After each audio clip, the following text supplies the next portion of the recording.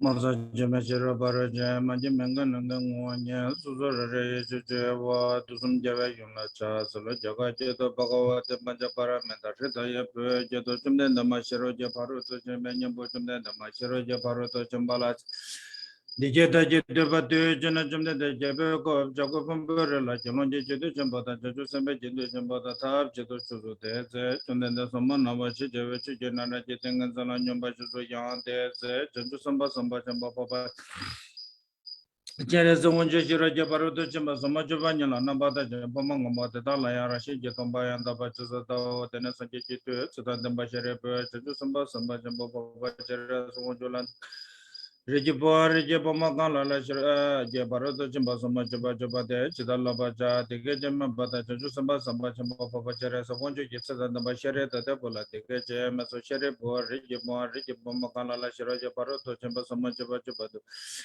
Depan nama jawab itu pemang amat dah lah ya. Rasanya tambah yang dapat jasa tahu. Dena saja sutambo tombanya susu, tombanya siapa ini, tombanya lagi susu siapa ini. Desain tu suatu tu cerita nombor siapa nama tombo seribu. Tetapi cerita tombanya itu senyum memang manja. Pemang amat memang ada.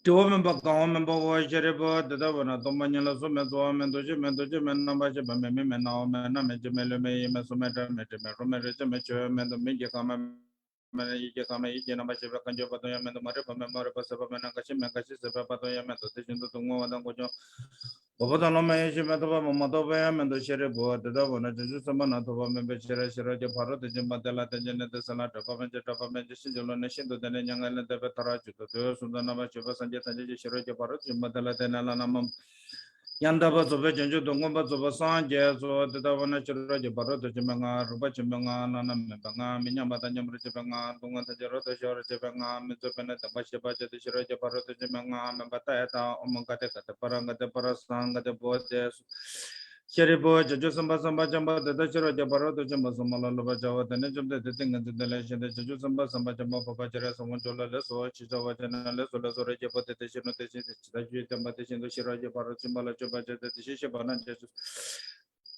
Jumde de je de ge ka tene se da namba shere pote jeju samba samba jamba papa Tala damendal hama inda disaji beji de irande jumde de je sumba langomba to ta omangate para sanga de bode Taida omangate para sanga de bode sova taida omangate para sanga de bode sova taida omangate para sanga de bode sova taida omangate para sanga de bode Taida gada para sanga de bode soha taida gada para sanga de bode soha taida para sanga de bode soha taida para sanga taida para sanga de bode soha namala cha chalo sanjala cha chalo chalo cha chalo jitala Yujima shiro je paro tu chimala cha chalo ta jitembe se tropa juji jitangona umba jenyo yujima shiro je paro chambata suma jela se sekanto se pala tana te te chalo sopa mente pe chowa te chiro to te chento ta ji yujima shiro je paro chambata suma jela se sekanto te chapala tana te te chalo sopa mente pe chowa te chiro dobar juji memba juji shiwa juji rabdo shiwa juji kanje ten jito wajo kapa memba chapa memba ta memba uwa memba to memba tata to memba jema tropa nishi chidamba sopa sanya mana je tamba tela cha se lo jere tonda juji shiwa Medina Megina Davada Tomato Jupusu Jupatachi, the Jadan de Le Show, Namana Zananda Jalamana, Javambe, Kasuyan to Suan, the Hoa to Suchi. Jishin number Suji Jamasa Jamejo, Jembe Janga, the Savadanga, the Jadro, the Rumbaja, Tassin Yangana Swan, the Chuying on the Jilo, Sentinel Jamana, the Jalon, the Chugo, the Bachinjelo, Omechi, Japotato, to Susanji Kunjungo. Sejujurnya sudah dapat zawal mana langguja, tapi tu je sejarah zodoh, sejak mentu tu je pun coba, sejak lomba dapat je beko, sejak tu de langguja, cuma satu je jenggot tu, mana sejak ngomba je dapat, tanjah sebab kunci suci. Nyamen jagung renjeng guja, pasu sejak tanjah je lucu zodoh, sejak lap tu su, calon dalam sejak lap tu su, lan coba sawa sejak lap tu su, coba isu sejak lap tu su, nanti je dapat dalam masalah je Chichis Jelada Lamanzola Joseph Jonas upon the Lamanzola Joseph Joe Tovata to watch Jella the position to watch Jella the the Bachilla the Chacha Chamber Young Road sending Yella the Brachin Jella to Sanja Kunda Savana Malaya Kusunko Bachimbecha. The men and Ramashabada Satan Drova Nyamba Jinjelo.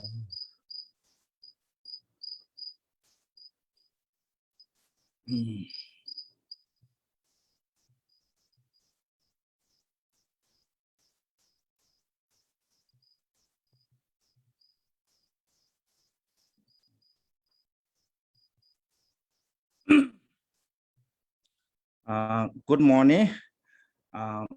We are continuing on the Vajrayogini sadhana. Okay, I will share also text. Sorry.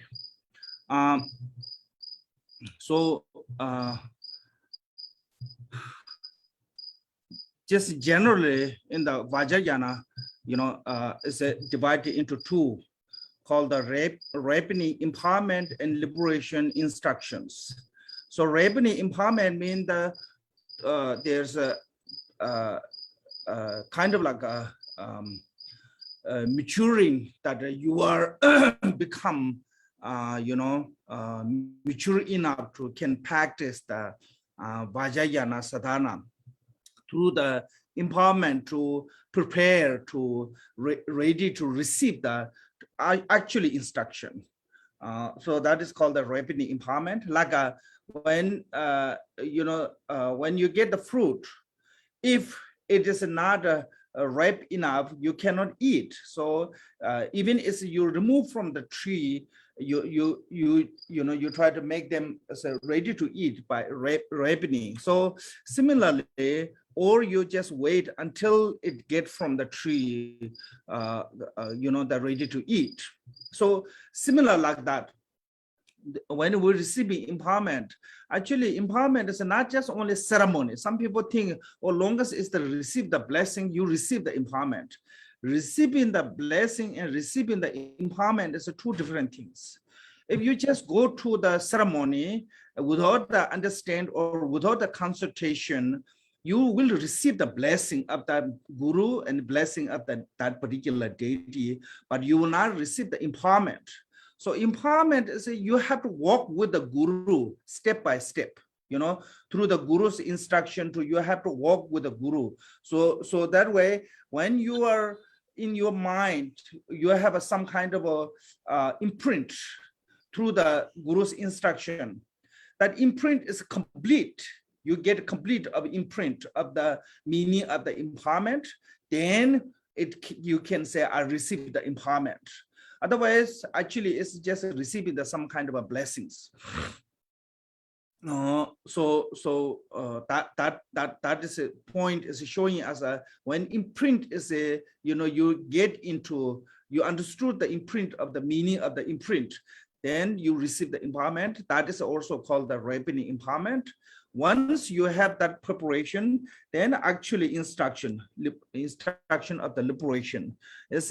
Then you receive the transmission and instructions, oral instructions. So transmission is basically receiving you to connecting to you. Like when you hold in the cup, when you hold the cup, like for example, you're going to drink the tea. Okay, first you have to hold the cup. The holding the cup is you connected to the cup yourself. Now, finally, you can drink the tea. If you not hold the cup somehow, you cannot drink the tea. It's really difficult. So you have to hold the cup in the hand, then you can drink. So when you're drinking the tea or coffee, is the receiving the oral instruction, receiving the taste of the tea, receiving the taste of the teachings or practice. It make me drink. So that's called the instruction. So transmission is some kind of like a holder. You connected to that lineage, that practice, by somewhere you can hold on. So that is the transmission. Then once you receive the transmission, then you have to receive the detailed explanation. That is called the oral instructions. If you don't receive the detailed explanation, you will have a shortage. What shortage you have is you receive the empowerment correctly, you receive the transmission, but you don't have instruction. When you're practicing, you have lots of doubt. You have lots of caution. That doubt and caution will disrupt your consultation. So you must free yourself from the doubt and misunderstand if you really want to practice. So how you can remove the doubt and misunderstanding? So you have to receive instruction from the guru. Not just only receiving, you have to review yourself, make sure you understood correctly, and you have to go back to the guru to discuss with the guru. I understood it this way. Is that correct or not? I feel this way. When I meditate, I feel this way. Is that correct or not? This all is called the contemplate. After the receiving instruction and before the actually putting on the practice, you have to have some degree of confidence. You have to have some degree of clarity of the meaning of that practice. Then you can practice. So that is called the contemplation. So then you can practice. So that is a process of the Vajrayana practice. And from the we already had empowerment from maybe different gurus. Some of you received this empowerment from Holiness Gache Rinpoche, or then recently also Changa Rinpoche bistro here. And then I give the transmission from and now I try to go through the explanation, meaning of the step-by-step meaning of the explanations. So from there too, we already finished the preliminary practice, and actually practice is there's three characteristics. First, called the clarity. Clarity means how to visualizing clearly deity. That part is we finished. Now today we're going to talk about the purity, because every manifestation of the deity have a pure meaning, so that way we need to know the pure meaning too. Otherwise, why we have to visualize in that way? What is the main purpose? We don't have the information of the clarity, then we don't have the main purpose, understand of the main purpose, then we're not going to reach there to fully understand. So then second is we need the clarity. So today we're going to talk about the clarity.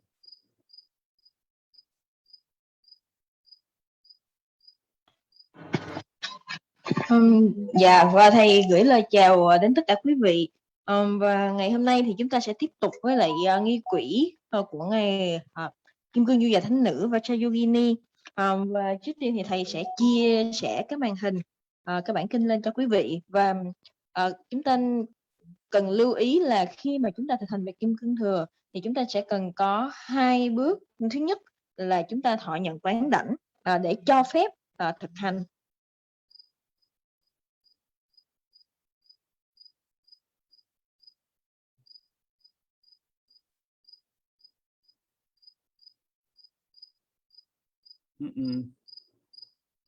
What happened?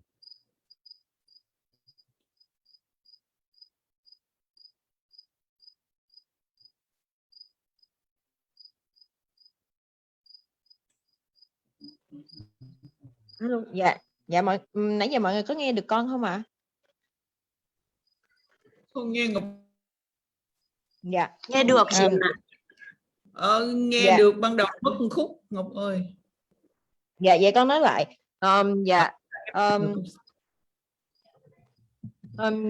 Dạ thì thầy gửi lời chào đến tất cả quý vị, và ngày hôm nay sẽ bắt đầu sẽ tiếp tục với bản nghi quỹ Kim Cương Du Già Thánh Nữ, và ngài sẽ chia sẻ cái màn hình.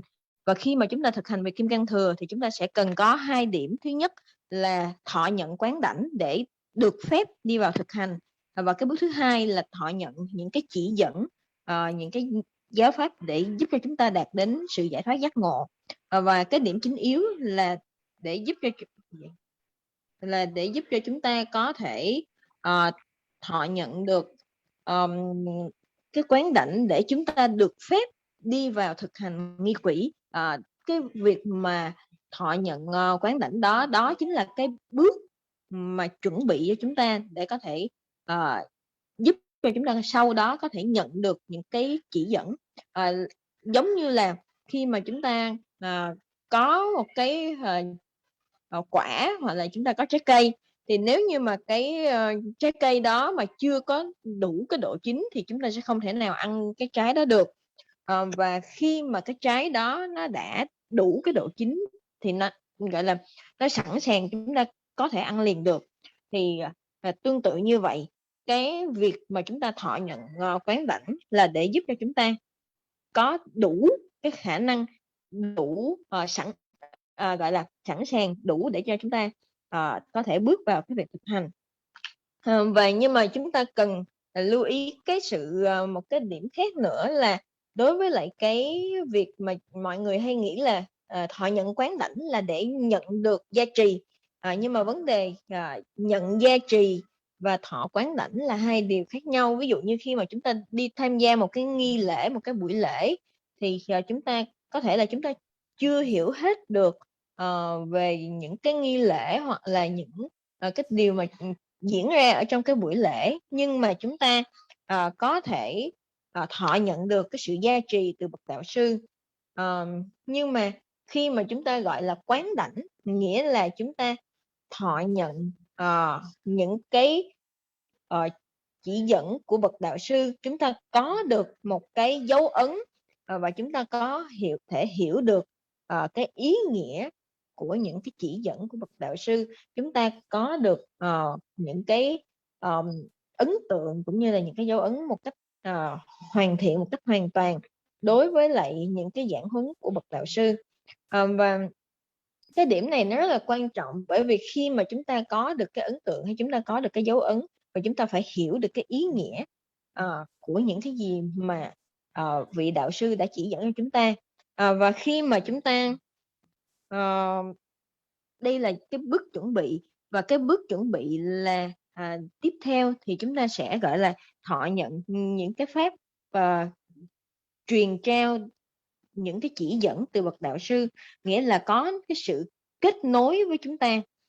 Lấy ví dụ như bây giờ chúng ta nói là chúng ta uống trà thì chúng ta cần phải cầm một cái ly hoặc một cái tách lên để chúng ta uống trà. Thì cái việc mà chúng ta nắm giữ, chúng ta cầm một cái ly hoặc một cái tách lên đó là có một cái sự kết nối, thì giúp cho chúng ta có thể kết nối để chúng ta có thể uống được trà. Nếu như mà chúng ta không có cầm cái tách hay cầm cái ly đó lên thì làm sao chúng ta có thể uống được trà ở trong cái ly đó. Và cái việc mà chúng ta dùng tay của chúng ta để giữ hoặc là để nắm cái ly trà đó lên, thì đó là cái việc mà chúng ta thọ nhận cái sự truyền trao giáo pháp, hoặc là chúng ta thọ nhận những cái khẩu truyền giáo pháp từ vị đạo sư. Thì khi mà chúng ta đã thọ nhận được giáo pháp thì lúc đó chúng ta có thể nếm được cái vị của trà và chúng ta có thể uống được trà. Do đó tiếp theo nữa là khi mà chúng ta nhận được những cái giải thích, những cái chỉ dẫn một cách chi tiết từ vị thầy, đó chính là những cái hướng dẫn để cho chúng ta thực hành. Chúng ta nên nhớ là ví dụ như khi mà ở cái bước đầu tiên là chúng ta thọ nhận quán đảnh, chúng ta hiểu được cái ý nghĩa của những cái chỉ dẫn, và cái tiếp theo là chúng ta thọ nhận những cái khẩu truyền, hoặc là chúng ta nhận cái trao truyền giáo pháp từ vị đạo sư. Hai cái điều đó nếu chúng ta đã có đầy đủ, chúng ta đã được rõ ràng, nhưng mà nếu chúng ta không có được cái sự giải thích một cách cặn kẽ, chỉ dẫn cụ thể của bậc đạo sư, thì chúng ta sẽ có rất là nhiều những cái nghi ngờ, những cái nghi hoặc, rất là nhiều những cái câu hỏi đặt ra. Thì cái điều này nó sẽ làm phân tâm, làm mất đi cái sự tập trung của chúng ta. Cho nên là chúng ta phải thoát ra khỏi tất cả những cái sự hiểu lầm nếu như mà chúng ta thực sự là chúng ta muốn thực hành. Bởi vì những cái chỉ dẫn cũng như là những cái sự giải thích, sự hướng dẫn đó đều đến từ bậc đạo sư, từ vị thầy của chúng ta. Nếu như chúng ta có thể hiểu được những cái lời chỉ dẫn, những cái lời giải thích đó một cách đúng đắn, thì chúng ta mới có thể thực hành. Và nếu trong cái quá trình mà chúng ta nghe những cái lời giải thích, những cái lời chỉ dẫn đó. Nếu như mà chúng ta có những cái thắc mắc hoặc là chúng ta có những cái vấn đề nào chưa hiểu thì chúng ta quay lại, chúng ta hỏi vị thầy của mình là mình hiểu như thế này là đã đúng hay chưa, có phải là chính xác hay chưa. Thì cái việc mà chúng ta suy tư cũng như là chúng ta tìm hiểu, chúng ta muốn xem là những cái suy nghĩ, cái cách hiểu của mình nó đã đúng đắn hay chưa, thì đó là cái việc gọi là chúng ta tư duy. Và trước khi mà chúng ta đi vào thực sự thực hành thì chúng ta cần phải có một khoảng thời gian để cho chúng ta tư duy, chúng ta suy nghĩ và chúng ta làm rõ hết tất cả những cái ý nghĩa một cách đúng đắn, thì khi đó chúng ta mới đi vào thực hành. Và như vậy thì đó là một cái quy trình trong cái việc mà chúng ta thực hành về kim cương thừa. Có thể là chúng ta đã thọ nhận quán đảnh từ nhiều vị đạo sư khác nhau, nhiều bậc thầy khác nhau, ví dụ như là của ngài pháp chủ, hoặc là của ngài Chát Sanh Rinpoche, hoặc là ngài Gachen Rinpoche, vân vân, rất là nhiều vị đạo sư, rất là nhiều vị thầy. Nhưng mà ở đây thì thầy sẽ cố gắng thầy hướng dẫn cho chúng ta từng bước một. Và vừa rồi thì những cái tuần trước thì chúng ta đã xong cái phần mà cái pháp tu sơ khởi, những cái bước chuẩn bị, và sau đó thì chúng ta đã đi vào đối với lại 3 cái tính chất của nghi quỷ, cũng như là của cái việc mà chúng ta quán tưởng vị bổn tôn. Thì trước tiên, cái điểm đầu tiên là chúng ta cần phải có cái sự sáng rõ, có cái sự rõ ràng. Thì khi mà chúng ta quán tưởng là chúng ta phải quán tưởng được vị bổn tôn một cách rõ ràng. Thì cái phần đó chúng ta cũng đã xong. Và tiếp theo, cái điểm thứ hai đó là sự thuần tịnh, đó là sự thanh tịnh. Và khi mà các bậc bổn tôn thị hiện ở những cái thân mà một cách thanh tịnh, thì cái ý nghĩa tại sao lại thanh tịnh như vậy thì chúng ta cần phải hiểu cái mục đích tại sao chúng ta cần phải quán tưởng như thế. Thì khi mà chúng ta hiểu được thì chúng ta mới có thể quán tưởng và chúng ta mới thực hành một cách đúng đắn. Yes, Mula. Okay, so now second characteristic of the deity is called the purity. And this purity is part of the sadhana. Is a lot of sadhana, you're not going to see this one. Like, for example, we have a Chakasambhavara practice. In the Chakasambhavara practice, it's not mentioned about the purity. You have to learn through the different commentary. But in this text, it's show the all the purity of it. So that's why I said few recollection. Reason is if we don't understand the meaning of of the appearance, then you're not going to understand the purpose of a practice. Why are you practicing this? What is really main purpose? So then it's become a little bit blindness of why we practicing. There's kind of that is and become a blind faith, without the knowing, just following. So if we know the meaning, pure meaning, then we have we not misunderstand. Because in the Vajrayana, if you don't understand the pure meaning, you may get misunderstand, and that misunderstand actually can bring you to the wrong direction. So that reason, I think understand the pure meaning is important. So now here is the pure meaning of the Vajrayogini's appearance. As my enlightened body symbolizing the one test of all the Đúng ở đâu loken đấy, đúng không nhỉ? phenomena. Nhà là bí mà nó vẫn cứ bẩn thỉu, nó không sạch sẽ, nó lung tung ra mà luồng lắm. Không phải mới kiểu vườn tược các thứ nó vẫn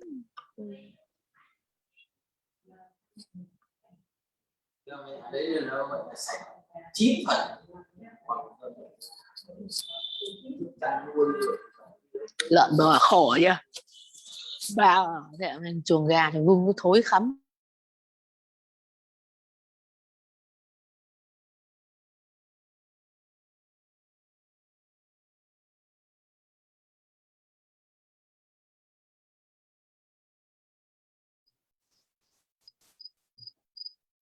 Okay. So this is all her naked body. Just especially in this sadhana, there's only one deities. So that is symbolizing as a all the phenomena are inseparable of their nature. From their own naturally, all phenomena are inseparable. That way it's called the one test of all the manifold phenomena. All the manifold phenomena mean that every kind of appearance of a phenomena, every phenomena what we experiencing, you know, everything is a phenomena. I mean that everything's including to the our mental conceptuals. So all those are phenomena. Phenomena have no limitation of the number, but when come to their nature, is everything's the same nature. So that reason is her body appearance as a one test nature, and it is not here, but in the sadhana it said she looks 16 years old. You know, her age looks 16 years old. One way is 16 years old is show as a fresh youth, you know, appearance, but also 16 years old as a symbolizing as a for joy, as a multiple, each joy have 4, so that way it becomes 16 joys. So her 16 years old symbolizing as a she is experiencing the 16 great joys, which is related to the actually Tummo meditation. In the teaching, you will see those 4 joys. So for joy itself, each one have a 4, you know, multiple. That way is a 16. So that is her appearance of the body.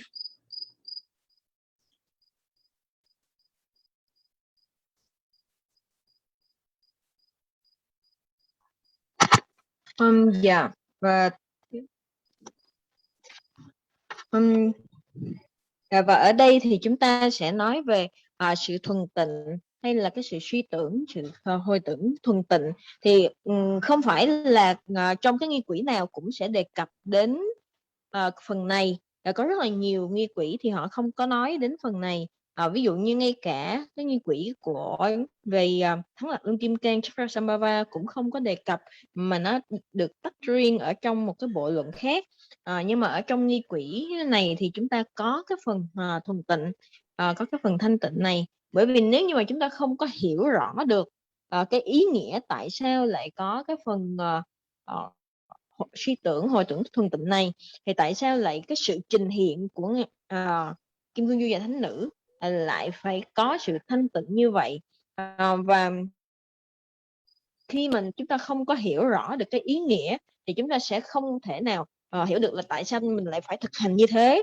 Rồi giống như là khi mà cái việc mà chúng ta thực hành nó giống như là một cái niềm tin mù quáng, và nếu như mà chúng ta không hiểu rõ thì nó dễ dẫn đến cái việc là chúng ta sẽ hiểu nhầm, và nếu như mà chúng ta hiểu nhầm thì nó sẽ dẫn cho chúng ta đi cái con đường đi theo một cái hướng sai lầm. Và như vậy thì cái sự trình hiện thanh tịnh và thuần tịnh là như thế nào? Có nghĩa là ở đây chúng ta thấy là cái thân giác ngộ trong nghi quỹ thì đề cập là thân giác ngộ thì biểu thị hoặc là tượng trưng cho tất cả mọi cái hiện tượng, mọi pháp. Thì khi mà tất cả mọi pháp, chúng ta biết là có rất là nhiều pháp thì có chỉ dùng chung là một cái từ pháp, nhưng mà có thể là có rất là nhiều những cái sự vật hiện tượng, tất cả mọi thứ đều gọi là pháp.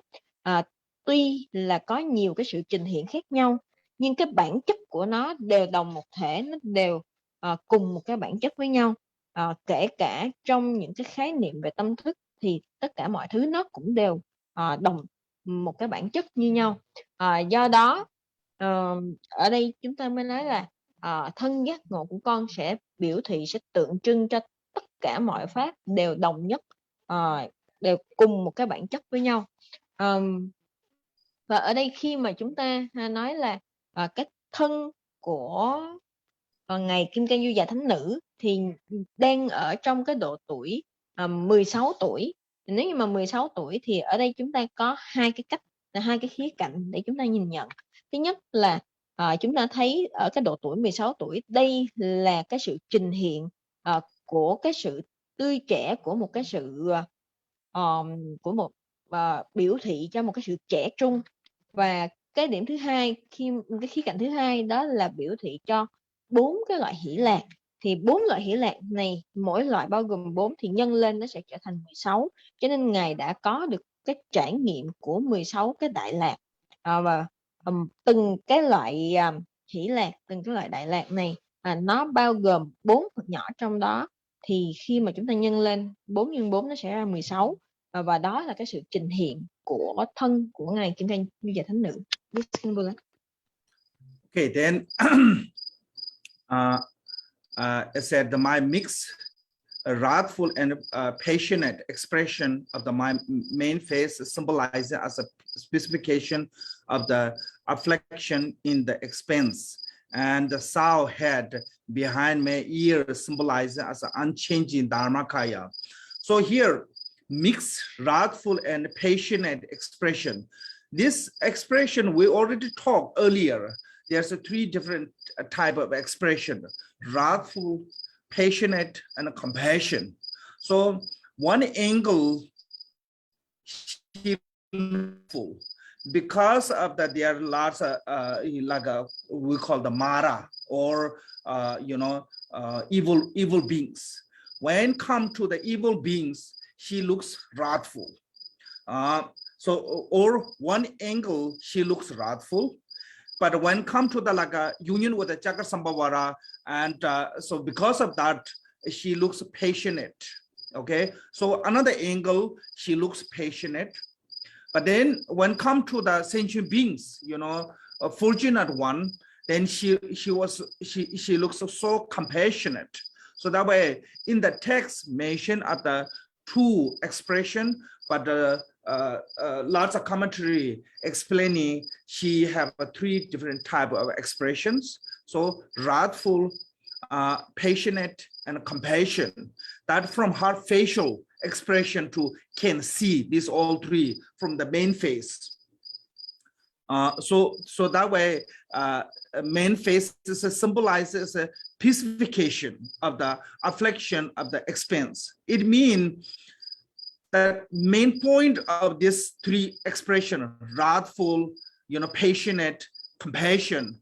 Those are a kind of a method to how to eliminate all the afflicted emotions. So that is what is peaceful mean. The peaceful mean that our mind is peacing from the conflict. Our mind is peacing from the afflicted emotions. So that way she have different type of expressions. Or another way we can say, if we become evil, you will appear in her as a wrathful. If we become deity like Chakra yourself as become a Chakra, she become passionate. If we become devoted to the Dharma, and really with effort we practice in Dharma, she will appearance as a compassionate. So one way is her appearance. Another way is our own mental state, where we are. Based on that, she will appearance. Why? Because she have to liberate us, no matter what state we are. She have to liberate us free from the afflicted emotions. So that reason she manifests as a different appearance of expression. This all is a method. So that way you can say her main face is symbolizing as a great method to what called pacifying the sentient beings from the afflicted emotions.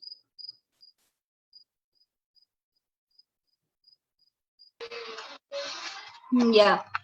Và tiếp theo thì chúng ta thấy là ở đây là sắc diện của Ngài thì vừa hung nộ vừa say đắm, mà tượng trưng cho cái việc mà diệt trừ hoặc là tịnh hóa tất cả mọi những cái phiền não toàn bộ, bởi vì chúng ta có rất là nhiều những cái phiền não, và ở đây Ngài có khả năng để Ngài tịnh hóa, Ngài thanh tịnh hết tất cả mọi những cái phiền não, mọi những cái nhiễm ô của chúng ta.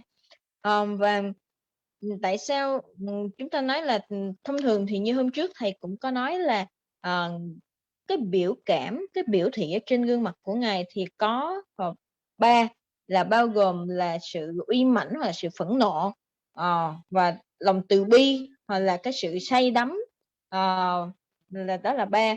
Và bởi vì tùy theo những cái góc cạnh, tùy theo những cái khía cạnh mà Ngài có những cái biểu thị khác nhau. Có một số nghi quỷ, mà đa số là nghi quỷ, thì có thể nói là chỉ có 2 cái biểu hiện là phẫn nộ và say đắm, nhưng mà thực ra là Ngài có 3 cái biểu thị. Thường thì chúng ta sẽ thấy 3 biểu thị được đề cập ở trong các bộ luận. Và cái việc mà thanh tịnh hoặc tịnh hóa này thì đây chính là cái phương pháp, hoặc chính là cái phương tiện để giúp cho chúng ta thanh tịnh hóa, diệt trừ hết những cái nhiễm ô, tất cả những cái suy nghĩ tiêu cực, hoặc là tất cả những cái cấu uế, những cái ô nhiễm ở trong tâm thức của chúng ta, giúp cho cái tâm của chúng ta thoát ra khỏi mọi những cái suy nghĩ tiêu cực, hoặc là thoát ra khỏi mọi những cái phiền não. Và bởi vì cái tâm của chúng ta đôi khi cái tâm của chúng ta nếu như mà nó trở nên hung dữ hoặc là độc ác, thì lúc đó Ngài sẽ thị hiện ở trong cái hình cái biểu thị phẫn nộ hoặc là uy mãnh để điều phục được những cái tâm thức của chúng ta. Và hoặc là khi mà đối với lại Ngài Chakrasambhava, thì lúc đó Ngài sẽ biểu thị ở cái gương mặt, ở cái có cái sự biểu thị trong cái nét là say đắm. Còn khi mà Ngài hết mực để mà tín tâm hoặc là tận tụy đối với lại giáo pháp, thì lúc đó Ngài thị hiện, Ngài biểu thị ở trong cái sắc thái của lòng từ bi.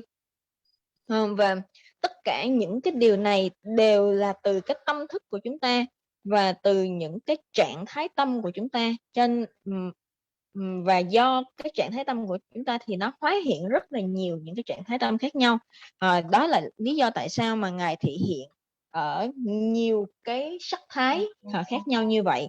Và cái việc mà Ngài thị hiện với nhiều sắc thái để giúp cho chúng ta giải thoát cho chúng ta khỏi những cái trạng thái tâm mà chúng ta đang an trú, mà chúng ta đang trụ ở trong những cái trạng thái tâm đó, thì Ngài sẽ giúp cho chúng ta thoát ra khỏi những cái trạng thái tâm đó, những cái phiền não đó. Và đó là lý do tại sao mà Ngài thị hiện với nhiều những cái sắc thái. Và đây chính là những cái phương tiện và giúp cho Ngài có thể tịnh hóa, để diệt trừ rất là nhiều những cái phiền não của mọi chúng sinh. Yes, Okay, then said that the south head behind my ear symbolizing the unchanging Dharmakaya. So behind her red ear, there's a south head. South is a female wild pig. And that is basically in the, we describe a pig as a animal who have no problem about this is clean, this is not clean, this is edible, this is not edible. They have no problem. So they don't have that conceptual of pure or impure, good or bad. So the reason is the Dharmakaya is beyond the conceptual of a dualistic. This is good, this is bad, long, short, or that kind of dualistic is a conceptual thought. So the Dharmakaya is beyond that. So that way pig symbolizes as a Dharmakaya. But also there's a Western culture, the Greek mythology. I think I heard this one is they said pig, wild pig, sow is a symbol of the female power.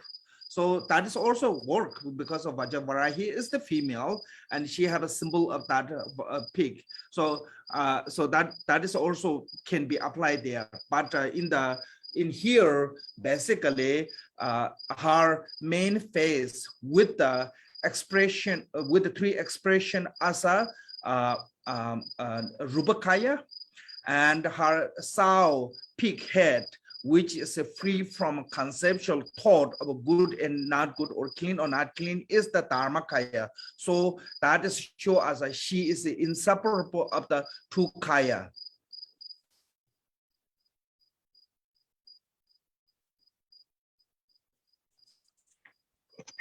Dạ. Và tiếp theo là ở trong nghi quỹ tiếp theo là đầu heo nái ở phía sau tai của con thì tượng trưng cho pháp thân và bất biến. Và khi mà chúng ta nói về heo nái có nghĩa là con heo mà to lớn, con heo cái á. Và ở đây tại sao chúng ta lại biểu thị cái hình ảnh của con heo, là bởi vì chúng ta biết là con heo thì nó không có quan tâm, nó không có những cái phân biệt như thế nào là dơ, như thế nào là sạch. Thì do đó những cái việc này là con heo nó không, cái biểu thị của con heo nó không có bất cứ một cái sự phân biệt nào về bất tịnh hay là thanh tịnh gì cả. Và như vậy thì nó sẽ không có những cái ý nghĩ mà nhị nguyên hoặc là những cái ý phân biệt vân, lại có những cái ý nghĩ hoặc là quy định về những cái khái niệm. Do đó thì khi mà chúng ta nói là pháp thân thì pháp thân nó cũng vượt khỏi tất cả mọi cái suy nghĩ hoặc là tất cả mọi cái khái niệm hoặc là mọi lý luận.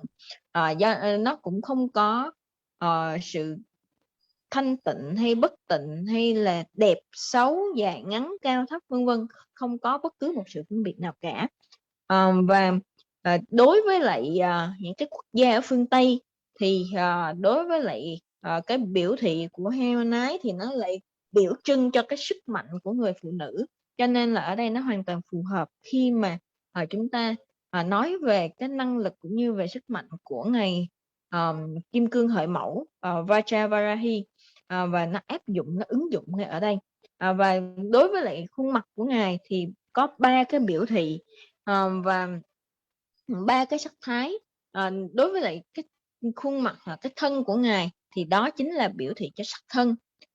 Và còn đối với lại cái ý nghĩa thì đó chính là pháp thân. Và như vậy thì cái điều này để diễn tả là cái ý nghĩa là hai thân của ngài là bất phân, là hợp nhất với nhau. Yes, And half of my hair bound and half of my flowing loosely down in my back. That's the Vajrayogini. Half is bound on the top, half is loose down behind her back. That symbolizes the blossom of the primordial wisdom into the expense and working for the purpose of the sentient beings. So this one, half hair up not is a her aspect of the enlightenment of the Dharmakaya. Okay, so that way it's called the wisdom into the expense, mean the state of the Dharmakaya. Her wisdom into the expense, as I'm talking about the same as a state of the Dharmakaya, achieving the Dharmakaya. But even she achieved the complete Dharmakaya, she is not raising in the state, in that state, and coming down to the samsara to benefit sentient beings. So that we're working for the purpose of the sentient beings, mean that she manifests a very different type of manifestations and perform the enlightened activities. So that way, so half hair is losing down. So that is a symbol of you know, her own aspect of the her state of the her aspect of her achievement. You see, she is a totally you know, Buddha Dharmakaya, but aspect of the her compassion, or can say aspect of the her you know, benefit the sentient beings, she continually manifests in the samsara to, so that way her half hair is loose.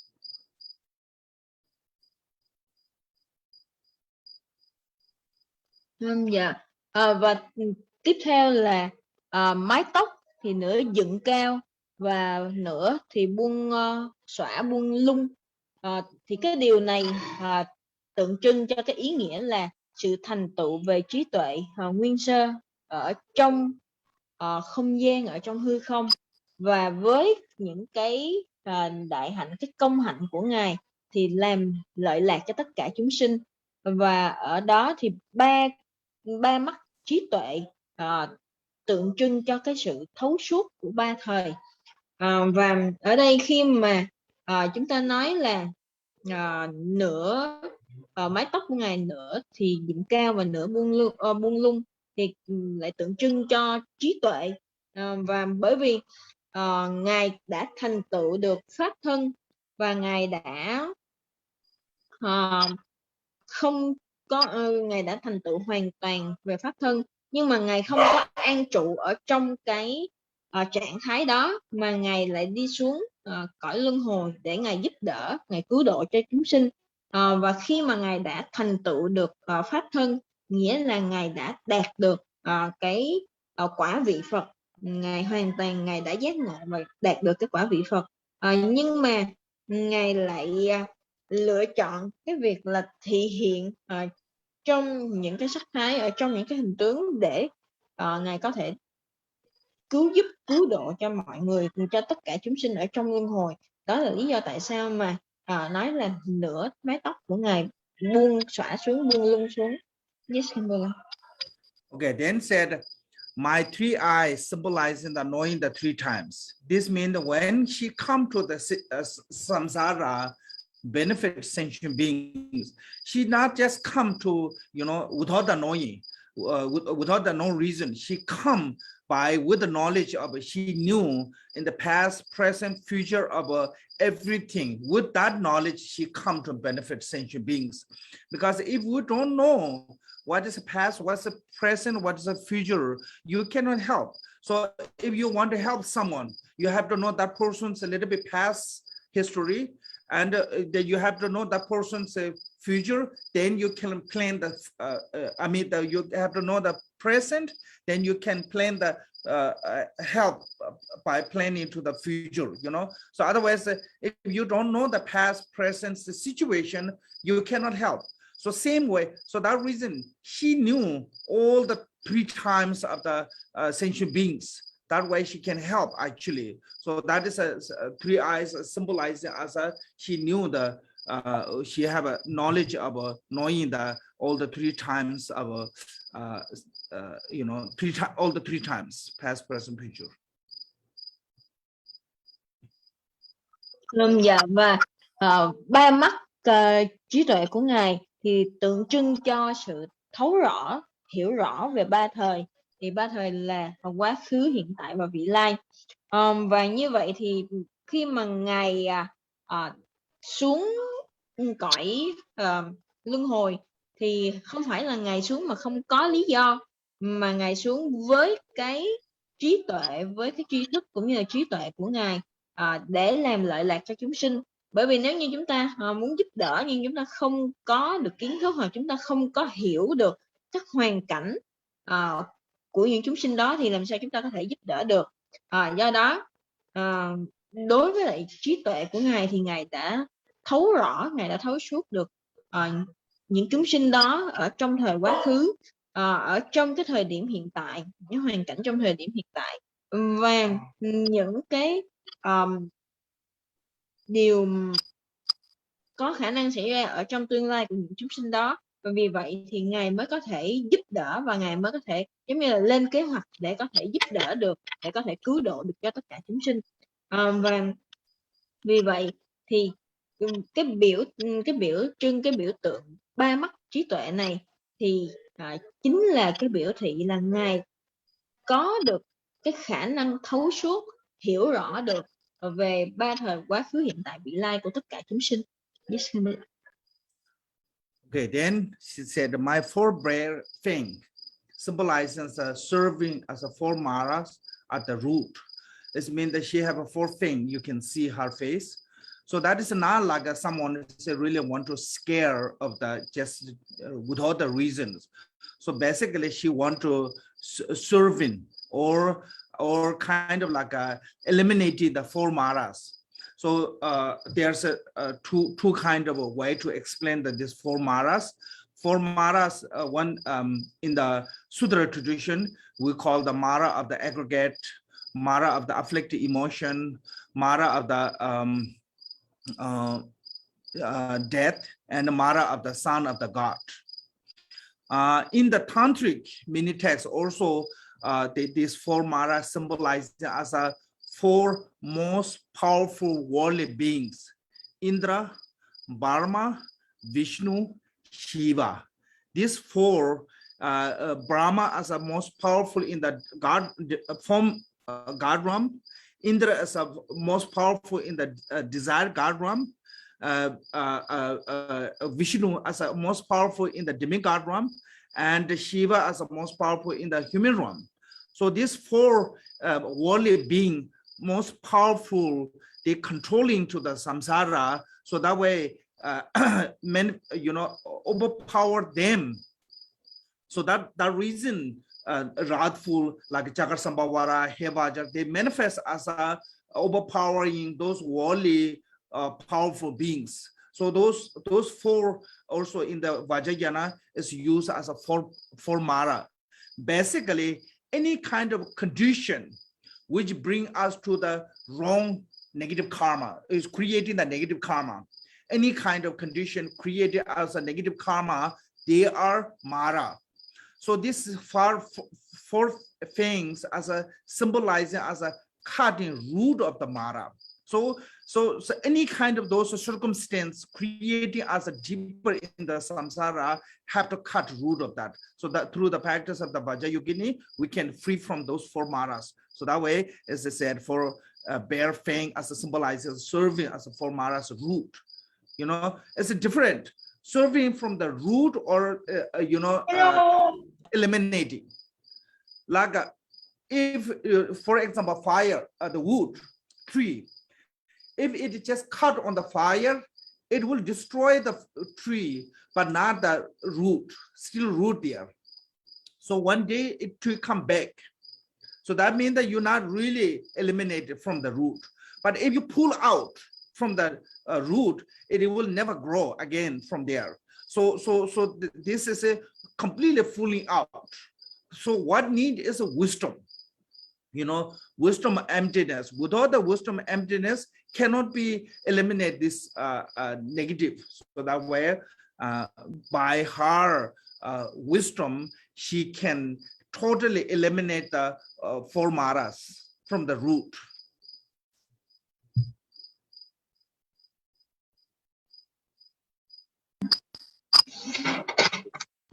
Yeah. Và tiếp theo là Ngài có ở đây thì Ngài có 4 cái răng nanh để nhe ra, và cái việc 4 răng nanh này nó tượng trưng, nó biểu thị cho sự hàng phục 4 loại ma một cách triệt để, một cách rốt ráo. Thì khi mà chúng ta nói là những cái răng nanh này không phải là để làm cho chúng ta sợ hãi mà không có bất cứ lý do, mà những cái răng nanh này cái mục đích là để diệt trừ các loại ma. Thì ở trong kinh thừa, thì ở trong kinh điển thì nói là các loại ma bao gồm ma của ngũ ấm, rồi ma của những cái phiền não, rồi ma của sự gọi là tử ma, rồi ma của những cái vị con của chư thiên. Thì ngoài ra thì còn có những cái năng lực của, hoặc hiểu theo một cách khác, đó chính là những cái năng lực, những cái sức mạnh của các vị, là bao gồm là của ngài Brahma, của ngài Vishnu và ngài Shiva. Thì đối với lại ngài Brahma thì đó chính là cái vị mà chủ về ở trong những cái cõi dục giới. Và đối với lại ngài Vishnu thì ngài có năng lực ở trong những cái cõi bán thiên. Và đối với lại ngài Shiva thì ngài có được cái năng lực đối với lại những cái cõi người. Và khi mà nói những cái răng nanh này là những cái sức mạnh vượt qua và có thể kiểm soát được cả cõi luân hồi. Và như vậy thì với những cái năng lực này thì cực kỳ là uy mãnh. Và cũng như là đối với lại ngài Hevacha thì ngài cũng có được cái năng lực để có thể hộ trì, có thể giúp đỡ cho chúng sinh. Nhưng mà nói một cái cách khác là khi mà chúng ta có bất cứ một cái suy nghĩ sai lầm, một cái suy nghĩ tiêu cực, hoặc là chúng ta chúng ta tạo ra những cái hành động bất thiện, hoặc là chúng ta tạo những cái nghiệp bất thiện, thì đó chính là ma vương, đó chính là những cái ác ma. Và vì vậy thì với 4 cái răng nanh này thì Ngài thị hiện để giúp cho diệt trừ những cái loại ma vương, những cái ác ma ở trong những cái nghiệp, hoặc ở trong những cái suy nghĩ, ở trong những cái ý nghĩ và những cái hành động của chúng ta. Thì lấy ví dụ như khi mà chúng ta đốt lửa, thì bây giờ nếu như mà chúng ta muốn là dập tắt lửa, thì chúng ta có thể là chúng ta phải làm cho những cái cây nó không có còn cháy được nữa, chúng ta phải dập tắt cái ngọn lửa đó một cách triệt để ở tận cái gốc rễ của nó. Chứ nếu như mà chúng ta chỉ có không có dập được cái ngọn lửa ở tận gốc rễ của nó, thì lửa nó vẫn sẽ lan và nó sẽ vẫn tiếp tục nó cháy tiếp. Do đó cái việc mà để cho chúng ta không, mà chúng ta có thể diệt trừ hết mọi cái phiền não, mọi cái sai lầm, hoặc là mọi cái sự khổ đau, hoặc là tất cả những cái điều bất thiện của chúng ta, thì chúng ta cần phải diệt trừ ở tận gốc rễ của nó. Đó là lý do tại sao mà chúng ta cần phải có được trí tuệ để thấu hiểu tánh không, để chúng ta có thể diệt trừ được tất cả mọi phiền não từ cội rễ của nó. Bởi vì nếu như mà chúng ta không diệt trừ những cái phiền não đó tận gốc rễ, thì bây giờ chúng ta có thể diệt trừ nó, nhưng rồi nó lại tiếp tục nó khởi sinh. Do đó chúng ta cần phải diệt trừ tận gốc. Và vì vậy thì cái biểu tượng của 4 răng nanh này là diệt trừ tất cả những cái loại ma chướng một cách rốt ráo, một cách triệt để. Yes, Kimberly. Okay, then said, my two arms symbolizes the union of the method and wisdom. So this is a symbol. So now I need to say, basically, one side is a wisdom, one side is a method. So here, I think she's holding the hook knife. At the right hand is a wisdom, and left hand is holding the skull cup with the full of blood as a method of the joy. So can say that way. And the hard Deku knife, specifically Deku knife, as my right hand symbolizes as a overwhelming evil being of the brilliance. So Deku knife have a sharp. That sharpness is a cut of all the evil beings. So what cutting is it? Our ignorance, our attachment, our aversions, all kind of negative is a cutting. So knife is symbolized as a wisdom sharpness. Wisdom sharpness as a cutting of all the delusion and ignorance. So that way, that symbolizes as why she holding the Deku knife.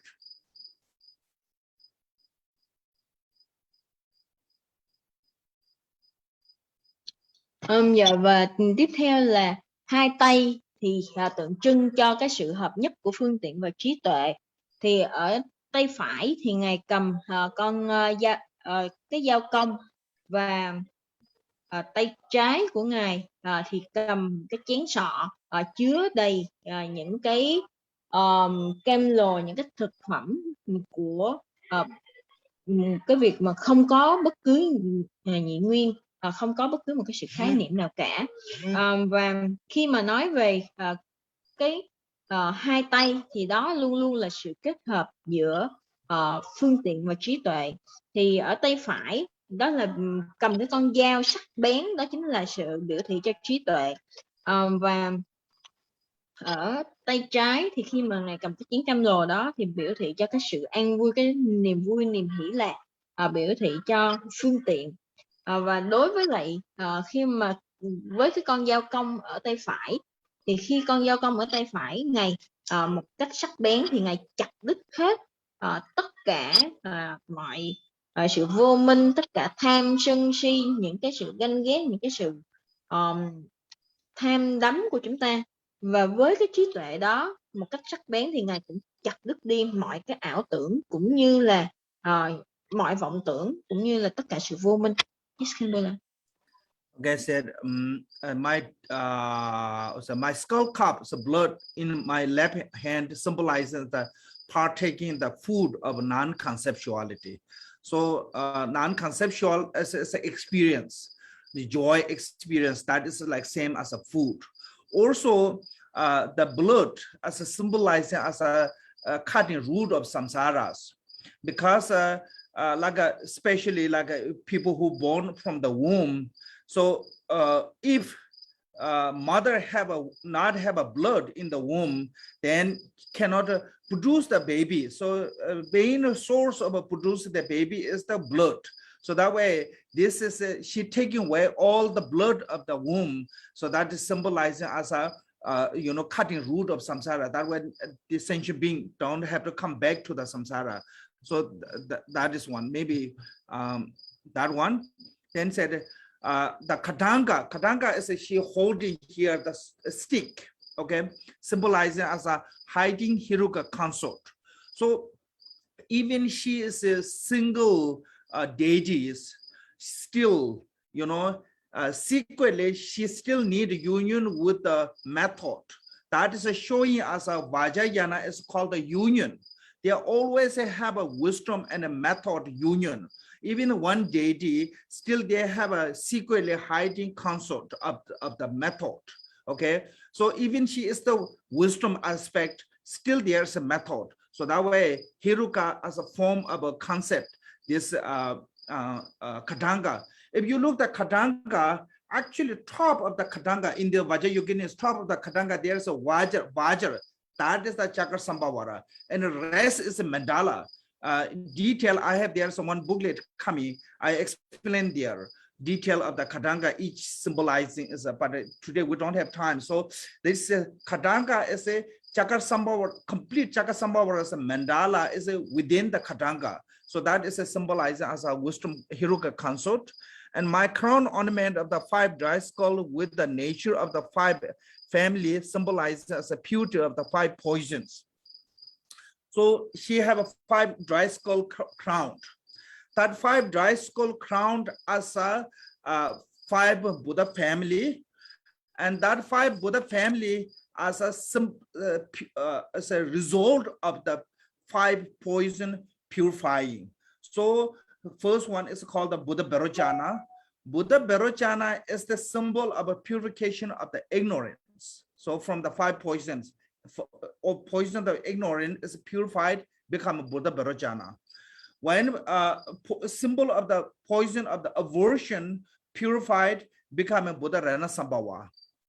When poison of the jealousy purified, transformed to the Buddha Amitabha.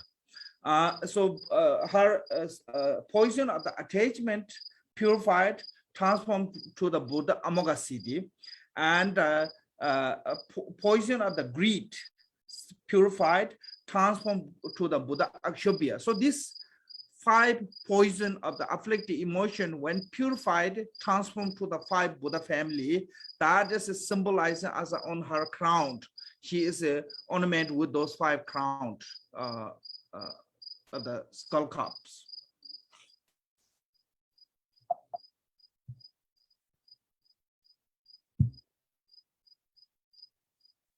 Can Buddha the Akshobhya will purify which poison? Akshobhya is a greed, G-R-E-E-D. Yes. Okay, yep, thank you. Và tiếp theo là đối với lại cái tay trái của ngài thì ngài cầm cái bát sọ đầy máu, tượng trưng cho là cái việc mà thọ dùng những cái vật phẩm ở trong cái trạng thái mà không có bất cứ một cái khái niệm, hoặc là không có một cái niệm nào không có một cái sự suy tưởng hoặc là một cái niệm nào ở trong tâm thức cả. Và cái ý nghĩa của máu đó chính là cái việc mà chặt đứt đi cái gốc rễ của luân hồi. Bởi vì thông thường khi mà chúng ta sinh ra, con người sinh ra từ cái bào thai của mẹ, thì luôn luôn là người mẹ thông qua cái bào thai đó thì cung cấp máu thì mới giúp cho cái thai nhi nó có thể phát triển được. Còn nếu như mà không có cái nguồn nuôi sống từ máu của người mẹ thì cái thai nhi đó nó sẽ không thể nào phát triển được. Do đó, đó là lý do tại sao mà nói là chặt đứt đi, cắt đứt đi cái gốc rễ để hình thành đưa chúng ta vào luân hồi. Và tiếp theo là có cái cây phương trượng, cái cây trượng, cây chĩa ba khách Vanga. Thì là cái ý nghĩa của cây trượng này biểu thị cho phối ngẫu của bí mật là ngài Heruka. Bởi vì hầu hết là đối với lại chúng ta thấy ở trong hình ảnh của ngài Kim Cương Như Lai Thánh Nữ thì luôn luôn là cần có một cái sự hợp nhất, luôn luôn bất phân, và bất phân ở đây thì giữa trí tuệ và phương tiện. Và khi mà trí tuệ phương tiện được hợp nhất thì đó cũng giống như là cái sự biểu thị của vị phối ngẫu. Và ở đây biểu thị chúng ta có thể thấy là ở phía trên đầu của cái thanh phương trượng này thì còn có cả một cái kim cang, đó chính là cái mạng Đà La của ngài Chakrasambhava Thắng Lập Linh Kim Cang. Và như vậy thì cái vị mà biểu thị phối ngẫu một cái bí mật của ngài chính là Heruka. Và ở trên cái mão miệng, cái vương miệng được ngài đội thì bao gồm là 5 cái sọ người, và 5 cái sọ người này có ý nghĩa là tượng trưng cho cái việc tịnh hóa 5 độc, để chuyển hóa 5 cái độc này trở thành ngũ trí Phật. Thì ở đây ở ngũ trí Phật thì trước tiên là ngài Tỳ Lô Giá Na thì sẽ khi mà cái việc tất cả mọi sự vô minh được tịnh hóa thì chúng ta sẽ thành tựu được trí tuệ của ngài Tỳ Lô Giá Na. Và đối với lại ngài Bảo Sanh Phật thì ngài sẽ diệt trừ hết tất cả mọi cái điều ác, mọi cái ác cảm của chúng ta. Và còn đối với lại ngài A Di Đà thì ngài sẽ diệt trừ những cái sự ganh ghét, những cái sự ganh tị. Và đối với lại ngài Bất Không Thành Tựu Phật thì ngài sẽ diệt trừ những cái sự tham ái, những cái sự bám chấp của chúng ta. Và đối với lại ngài A Súc Bệ thì ngài sẽ diệt trừ những cái sự gọi là cũng là cái sự tham lam của chúng ta. Và vì vậy thì ở trên cái đỉnh đầu của ngài được trang hoàng với 5 cái sọ người với biểu thị cái ý nghĩa là như vậy. Then said, my 50 neglect of the 51 skull symbolizes as a purity of the 51 type of a mental formation. So 51, there's a 51 type of mental formation. Today we don't have time to go to step one by one, but list I will post later on the commentary when it's ready with the then you can see there. So there's a mental formation have a 51 type of it. So that is a symbolized as she's wearing that this skull neglect as a symbol of that.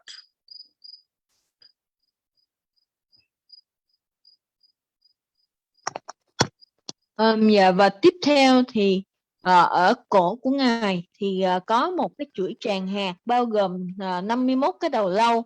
Thì ở đây 51 cái đầu lâu này sẽ biểu thị cho cái việc mà tịnh hóa 51 loại tâm hành, hay còn gọi là 51 loại tâm sở của chúng ta.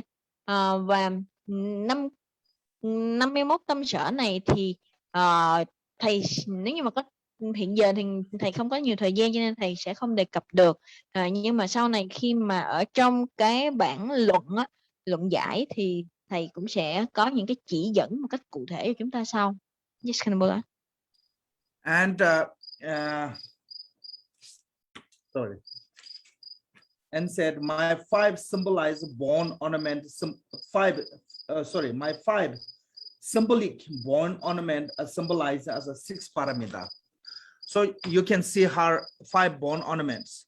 This is called the crown ornaments, all including the 5 skull and her hair and that one, the earrings 2, and the necklace 3, then bracelet like arm and legs 4, and this is called the sasha. This also including this small one her on the chest and mainly built one. It's called the sasha.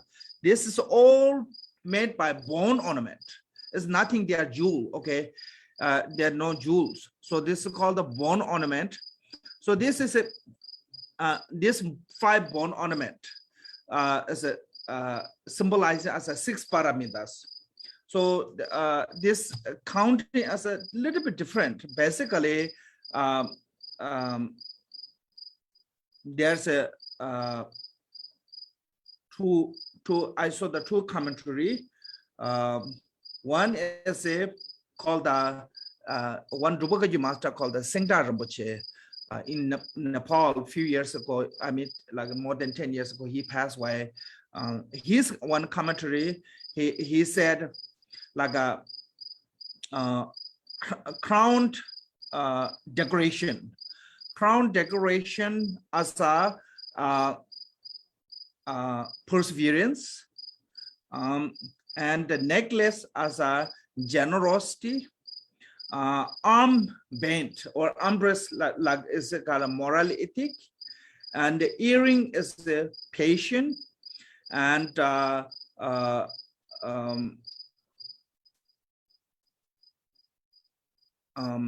belt, sasha or belt as a method of consultations. So this is 5 paramita, and her own body as a wisdom.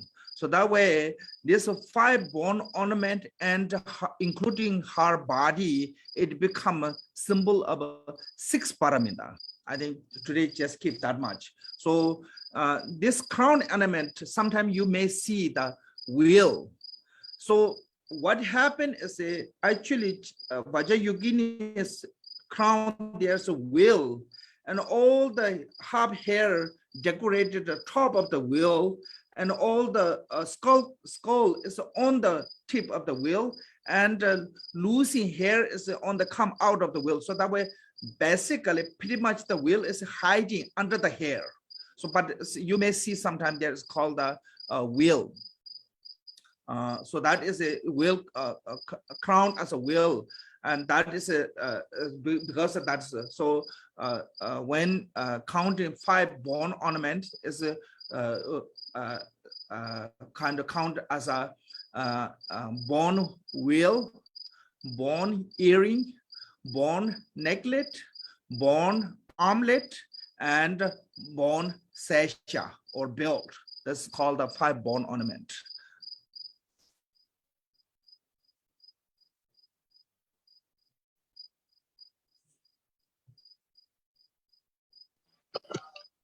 Dạ, và tiếp theo là 5 loại bảo trang, 5 cái loại mà có thể gọi là trang sức bằng xương thì tượng trưng cho 6 ba la mật.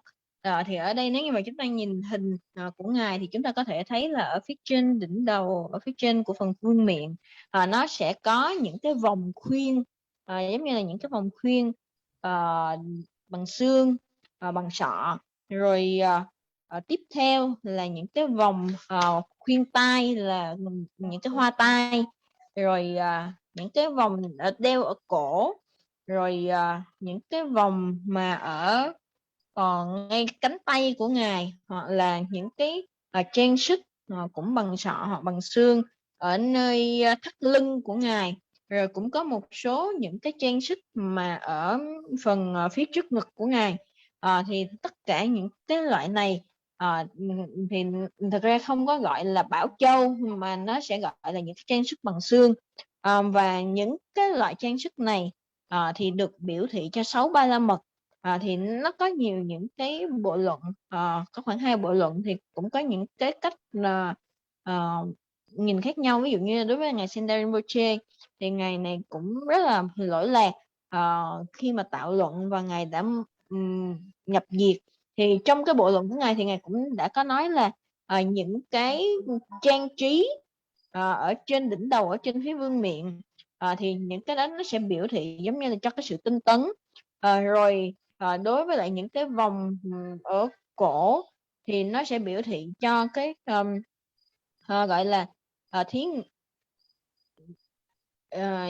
cho cái sự mà bố thí. Rồi những cái ở gọi là những cái ở phía dưới bụng của ngài, ở phía thắt lưng của ngài, thì nó sẽ biểu thị cho cái việc gọi là trì giới. Rồi ở những cái khuyên tai của Ngài thì nó biểu thị cho cái sự tập trung ở sự thiền định, rồi kết hợp với lại thân của thân, nguyên toàn thân của Ngài, thì tất cả gom tổng lại các phần trang sức bằng xương với thân của Ngài thì nó sẽ trở thành gọi là 6 Ba La Mật. Thì như vậy chúng ta có thể thấy là ở phía trên đỉnh đầu, ở phía trên vương miện của Ngài thì có những cái vòng xuyến, hoặc là có những cái khuyên, thì có thể là nó ẩn ở phía sau của những cái lọn tóc của Ngài, ở phía những cái tóc mà buông xõa xuống, thì có những cái vòng khuyên bằng sọ người. Thì tất cả những cái điều này thì nó đều được biểu thị cho những cái trang sức bằng xương, là những cái vòng khuyên, rồi những cái vòng ở hoa tai, rồi những cái vòng ở cổ, vòng ở cánh tay, rồi những cái vòng mà ở khu vực thắt lưng cũng như ở ngực của Ngài. Đó là cái vị trí cho 5 cái loại trang sức. Yes, Okay, then as it said, the human corpse symbolizes as a display of the ultimate meaning of the Dharmata. So this human corpse, as a why she's sitting, as a you know, kind of like overpower all the defilement and you know, negative karma. So then reach to the state of the Dharmata. And also this have to be, human corpse have to be you know, outer breath is a stop, so that will become a corpse. Inner breath is not yet stopped. So that is like a in the Bardo, Dharmakaya Bardo, similar like Dharmakaya Bardo. So this is that between that. So this is a fresh and not like a rotting corpse, or it's not life as a breathing. So between the life and totally rotten corpse of the death, so something like that. So that is showing as a Dharmata. Then the sun symbolizes conquering the darkness of the affliction. Moon symbolizes the displaying the farish of the torment of the samsaras. So this one is a sun as a wisdom, moon as a compassion. You know, so that the way there's a sun and moon sit under the corpse.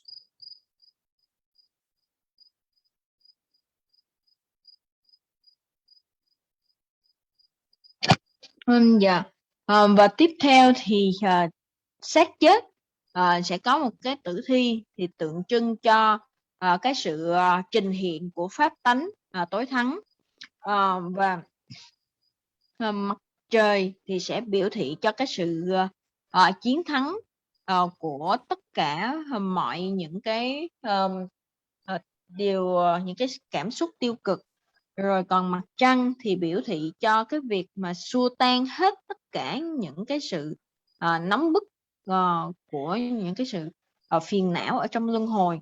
Và ở đây thì khi mà chúng ta nói về cái tử thi hoặc là cái xác chết, thì đó chính là cái việc mà chúng ta vượt qua khỏi những cái năng lực của mọi cái sự phiền não, mọi cái sự nhiễm ô và của tất cả những nghiệp bất thiện. Thông thường thì khi mà chúng ta có thể là cái hơi thở ra của chúng ta nó đã tắt, nhưng mà những cái hơi thở ở bên trong á, nó vẫn còn lưu lại, thì lúc đó là người ta vẫn đang ở trong những cái trạng thái trung ấm, là những cái trạng thái ba đô. Thì lúc đó là cái hơi thở nó nằm, cái xác chết đó nó không có gọi là hoàn toàn chết hẳn, có nghĩa là nó vẫn còn nằm ở giữa, nó vẫn nằm ở trong cái trạng thái chuyển tiếp của thân trung ấm với nhau. Và vì vậy thì ở đây chúng ta cũng sẽ có mặt trời và mặt trăng. Thì mặt trời và mặt trăng cũng là cái sự biểu thị của sự hợp nhất, cũng là biểu thị của hai khía cạnh về trí tuệ và phương tiện. Yes, Kandula. So then lotus, why enlightened being, you see that everyone have a lotus. So lotus is symbolizing as abandoning samsara's fault without the forsaking samsara. So it means that they stay in the samsara, but without the faults of samsara. So it's because the lotus is born in the muddy water. The water and the pond is really dirty, but lotus itself is really clean. So even they stay in the samsara without the faults of samsara. That way, all the deity manifests in the samsara form, but they don't have a faults of samsara. So that way, they sitting on the lotus. That's symbolizing. Dạ.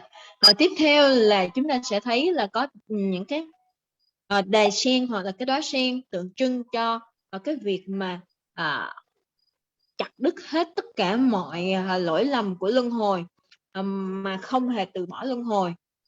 Bởi vì chúng ta thấy là hoa sen thì hầu hết là tất cả các vị bổn tôn đều có ngự ở trên hoa sen. Thì bởi vì hoa sen mặc dù là các ngài vẫn thị hiện ở trong luân hồi, nhưng mà các ngài không bị những cái lỗi lầm của luân hồi ảnh hưởng hoặc tác động. Thì như vậy chúng ta thấy hoa sen thì được mọc lên từ bùn, mà bùn thì chúng ta thấy có thể là cái sự bất tịnh hoặc là cái sự dơ bẩn, nhưng mà hoa sen thì hoàn toàn thanh sạch, hoàn toàn trong sạch, và không bị vướng một tí bùn nhơ nào cả. Do đó thì các vị ở đây biểu thị của hoa sen là các vị bổn tôn mặc dù ở trong luân hồi nhưng không bị vướng bận hoặc là không bị bất cứ một dính mắc hoặc một lỗi lầm nào của luân hồi. Okay, then you see the fire around her body. It's called the self-luminous, luminous fire. So it's a manifest from her body. That this fire is a manifest from her body. That's symbolized as a conceptual, burning all the conceptual thought. So fire. So then in brief or in short, the appearance aspect of the mind as the illusion like the form of the deity, and the emptiness aspect of the luminosity, dharmakaya nature. So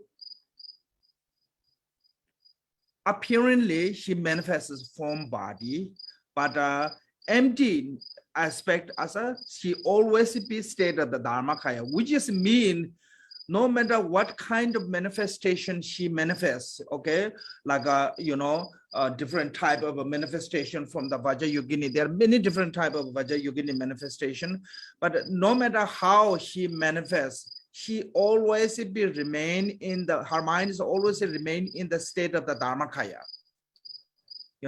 We when manifest, we become conceptual like that. Okay, so she not change anything. So that is showing us no matter how appearance change, state of the mind never change. That is show us a power of the heart, how she discipline her own mind to that state.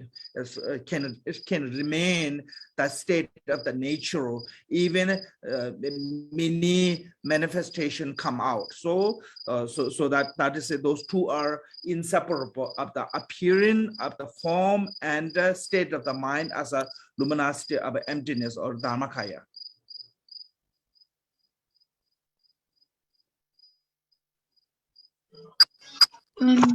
Và tiếp theo thì chúng ta sẽ thấy là có những cái ngọn lửa sáng rõ, và những cái ngọn lửa này được tự sinh khởi để tượng trưng cho cái sự đốt cháy tất cả mọi những cái vọng tưởng, mọi những cái suy tưởng hoặc là phiền não của chúng ta.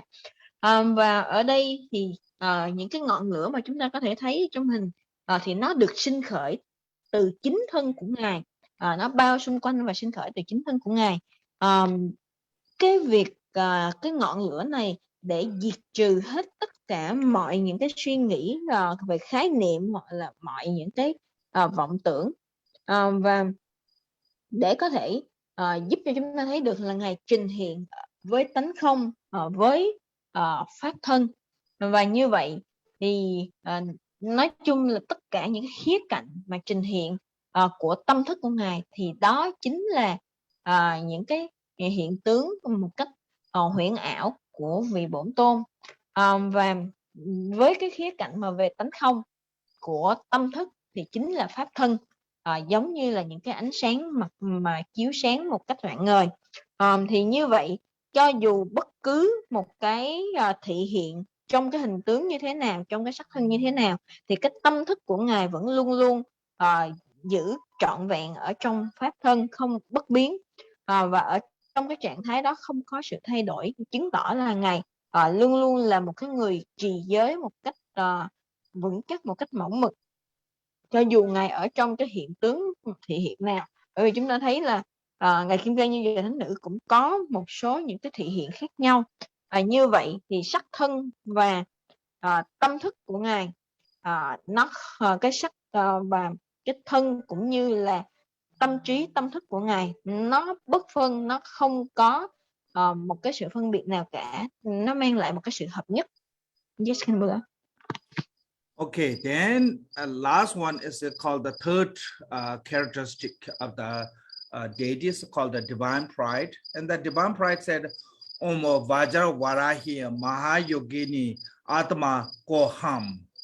So this means they said firmly establishing the intense pride that your mind since primordially time has always been Vajrayoginis. The meaning is this one.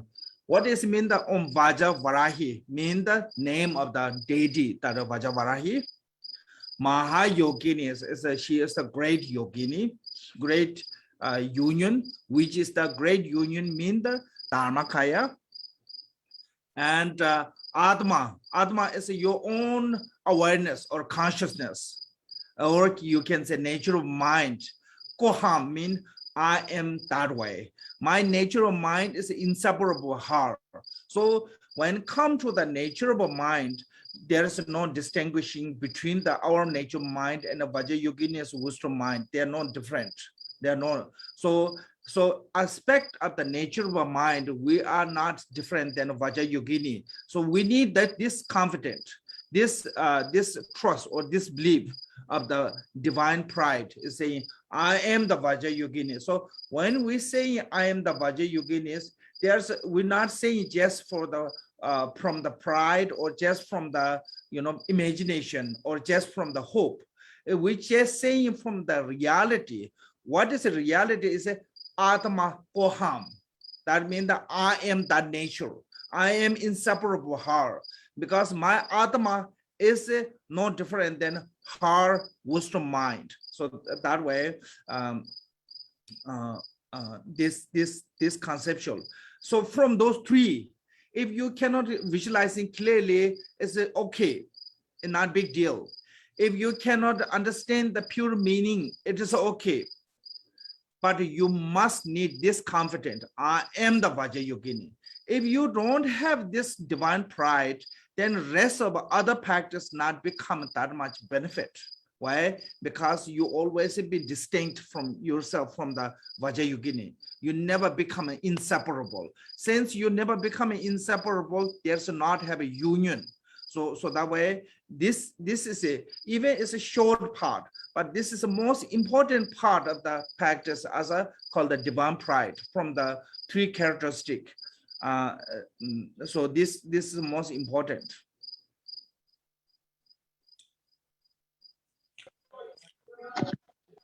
Và tiếp theo là chúng ta trì tụng cái câu chú là Om Benza Varahi Mahayogini Atmakoham. Thì ở đây là cái ý nghĩa của câu chú là chúng ta phải xác định, chúng ta phải xác quyết ở trong tâm thức của chúng ta cái niềm kiêu hãnh, cái niềm tự hào một cách sâu sắc rằng là từ xưa đến nay, từ vô thủy cho đến nay thì tâm của con đã luôn luôn là bổn tôn Kim Cang Như Lai Thánh Nữ. Và với cái ý nghĩa của nó là ở đây là Om Benza Varahi có nghĩa là tên của vị bổn tôn, rồi Mahayogini là cái vị đại thành tựu, cái vị đại hành giả. Và ở đây vị đại hành giả này có sự hợp nhất giữa pháp thân và Atmako, có nghĩa là cái sự nhận diện, cái sự nhận thức về cái bản chất của tâm thức, bản chất của tánh không. Thì ở đây Atmakoham, có nghĩa là tôi là như vậy, thực tế cái bản chất của tôi là như vậy, là bản chất tâm của tôi không có sự khác biệt với lại bản chất tâm của ngài Kim Cang Du Già Thánh Nữ, và xác quyết là tôi là Vajrayogini. Và như vậy thì khi mà chúng ta trì tụng thì chúng ta phải quán tưởng như vậy, là chúng ta có được cái niềm kiêu hãnh, cái tâm của mình đang hợp nhất, bất phân, đang chính là Kim Cang Du Già Thánh Nữ. Bởi vì nếu như mà chúng ta không có quán tưởng như vậy, nếu chúng ta không xác quyết như vậy, thì chúng ta sẽ không thể nào mà có được cái sự tiến bộ trong việc thực hành. Và chúng ta phải biết được rằng cái bản chất của cái bản chất của tâm của chúng ta là như vậy, không có cái sự khác biệt nào với cái tâm thức trí tuệ của ngài Du Già Thánh Nữ. Và có thể là ở những cái bước đầu, bởi vì chúng ta nhớ là chúng ta có 3 cái đặc tính hoặc là 3 cái đặc điểm. Thứ nhất là nói về cái sự quán tưởng một cách rõ ràng, thì có thể là chúng ta quán tưởng ngài không hoàn toàn rõ ràng, không toàn hảo. Rồi cái điểm thứ hai là cái khía cạnh thứ hai, cái phẩm đó chính là cái sự thanh tịnh, hoặc thì có thể là chúng ta sẽ không có quán tưởng ngài một cách thuần tịnh hoàn toàn. Nhưng mà cái điểm quan trọng, cái điểm thứ ba, nghĩa là chúng ta phải quyết định, chúng ta phải xác định là ở trong tâm thức của chúng ta, cái niềm kiêu hãnh chúng ta đang là bổn tôn Du Già Thánh Nữ. Bởi vì nếu như mà chúng ta không ở cái điểm thứ ba này, cái phần thứ ba, khi chúng ta không quán tưởng được như vậy thì nó sẽ không có hiệu quả, nó cũng không có lợi lạc cho cái việc thực hành của chúng ta. Bởi vì lúc đó chúng ta cứ luôn luôn cứ bị phân vân, chúng ta không thể nào mà hợp nhất được với lại cái tâm thức trí tuệ của ngài. Và nếu như mà chúng ta không thể hiện được cái niềm kiêu hãnh, cái sự kiêu hãnh của tâm thức của chúng ta chính là tâm thức của ngài Du Già Thánh Nữ, không có sự phân biệt, không, đó là hoàn toàn là sự hợp nhất. Nếu như mà chúng ta không thể suy nghĩ, chúng ta không thể quán tưởng được như vậy thì chúng ta sẽ không thể nào có được sự hợp nhất với tâm thức của ngài. Do đó đây là cái phần quan trọng nhất trong 3 cái đặc tính, của ngài để cho chúng ta quán tưởng. Okay, then after that, this is more like this recitation mantra is more support of the generation stage. Oh, sorry. So other two characteristics is not there. It's called the empty by nature and the non-duality. So empty by nature means that when you visualizing the deity, you have to visualize as an empty nature, like a reflection in the mirror, or reflection on the water, or rainbow in the sky. So that is a kind of illusion. It's a look like that. So you need to visualize the illusion part, not the flesh or solid. Then non-duality means that you have to see deity, your guru, and yourself have to be inseparable.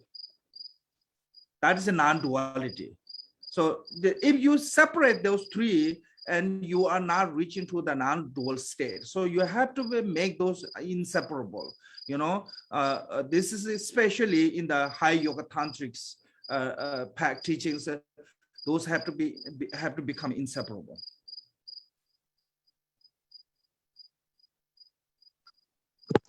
Dạ, và trước khi chúng ta qua cái phần trì tụng mật chú thì hình như ở trong nghi quỹ này không có đề cập đến hai cái khía cạnh, hai cái đặc tính nữa của ngài. Cái đặc tính kế tiếp đó chính là cái bản chất về không tánh. Là khi mà chúng ta quán tưởng vị bổn tôn thì chúng ta phải quán tưởng từ cái bản chất của tánh không. Thì từ đó chúng ta mới có thể phản quang, chúng ta mới có thể quán tưởng hình tượng của ngài, giống như là núi Tu Di, núi Meru, hoặc là giống như là những cái dòng nước, hoặc là cái thân của ngài giống như là thân cầu vồng.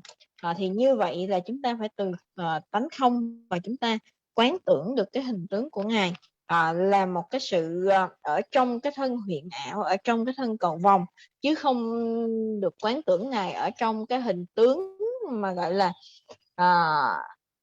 có một cái hình tướng bằng dạng giống như là hình tướng rắn rỏi hoặc là hình tướng ở cái thể rắn chắc, mà chúng ta chỉ có thể quán tưởng Ngài ở trong cái hình tướng thân cầu vồng và thân huyền ảo. Và tiếp theo là cái đặc tính kế tiếp đó chính là sự bất nhị, không có nhị nguyên. Và ở đây là chúng ta phải nhận diện được là bổn tôn, đạo sư và bản thân của chúng ta, ba điểm này sẽ bất phân, và ba điều này sẽ chính là cái sự hợp nhất. Và chúng ta phải nắm được cái điều này, chúng ta phải thực hiện, chúng ta phải quán tưởng như vậy, là ba cái bổn tôn, đạo sư và bản thân chúng ta là bất phân, là hợp nhất. Thì cái điều này luôn luôn được áp dụng và được ứng dụng ở trong các pháp thực hành của tối thượng du già. Okay, so now that this recitation mantra is because this practice is mainly what called the generation practice of the six yoga of Naropa, and six yoga of Naropa's main practice is Tumu. So so that way it said at the secret place or the navel of myself, luminosity appearance as a yogini. So in the red, Damodaya, like the wheel of fire. On the center, that is a red lotus, and the middle of the lotus as a sun, as the center of the sun as the red syllable Bam. So this is visualizing as at the navel or secret place. I think there's one commentary on the maybe Guya Samaja's commentary by Tsongkhapa. He's saying through the Tumu meditation, sometimes visualizing Ashe as at the navel area, and sometimes visualizing as a syllable at the sacred place. And through that too, actually bring to the Tumu. So this is a mainly reason is mainly for the Tumu meditation, support of the Tumu meditation, generation stage for the six yoga, particularly Tumu meditation. So that way, this recitation have to be concentrated on the navel or sacred place. That is the place where the Tumu fire produced. So that reason, normally we visualize it as a heart, but this one is why is a navel or secret place. Those two are the place where they produce the Tumu heat, okay, inner heat.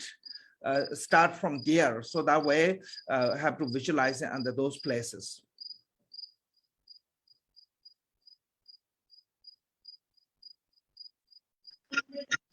Và tiếp theo thì chúng ta trì chú. Thì cái việc trì chú này nó nằm ở cái phần của sinh khởi, hoặc là trong 6 du già của ngày Naropa, 6 pháp du già của ngày Naropa. Và cái pháp đó chính là về nội hỏa. Thì ở đây chúng ta thấy tại nơi bí mật, hoặc tại rốn và ở rúng của con, trong thân tướng, trong hình tướng của ngày bổn tôn Kim Cang Du Già Thánh Nữ, rực rỡ là một cái nguồn kinh mạch nguyên sơ màu đỏ, giống như là một bánh xe rực lửa. Thì ở đây khi mà chúng ta nói là nơi bí mật, là mật xứ hay là ở rốn của chúng ta, thì đây là hai cái nơi tùy theo cái ở trong bản luận về Visamacha của Tổ Tông Khách Ba, thì cũng có đề cập là ở nơi đó thì cái chủng tự A thì có thể làm từ rốn của chúng ta, hoặc là ở nơi mật xứ thì chúng ta sẽ thiền định về nội hỏa. Bởi vì ở hai cái nơi này là hai cái nơi mà nội hỏa nó được sản sinh, nó được khởi sinh, cho nên là khi mà chúng ta hành trì thì chúng ta đều phải quán tưởng những cái ánh sáng được trình hiện, những cái nội hỏa, những cái nguồn nhiệt lượng nó được xuất hiện, giống như là của ngày Kim Cang Du Già Thánh Nữ. Okay, then around the edge of that is the mantra garland circle in the counterclockwise manner. When they recite the mantra, seed syllable are unmoving, while the mantra garland circle counterclockwise and fares faster and faster. So this one is how to visualize it. And later, actually, Ellen created one really nice short video. In the video, you will see that circulation mantra, that's a really good one. This picture is wrong. This mantra have to face inside. In the video, she make really nice, so that's good. And this, I think, text is an older version. So that is later you will see.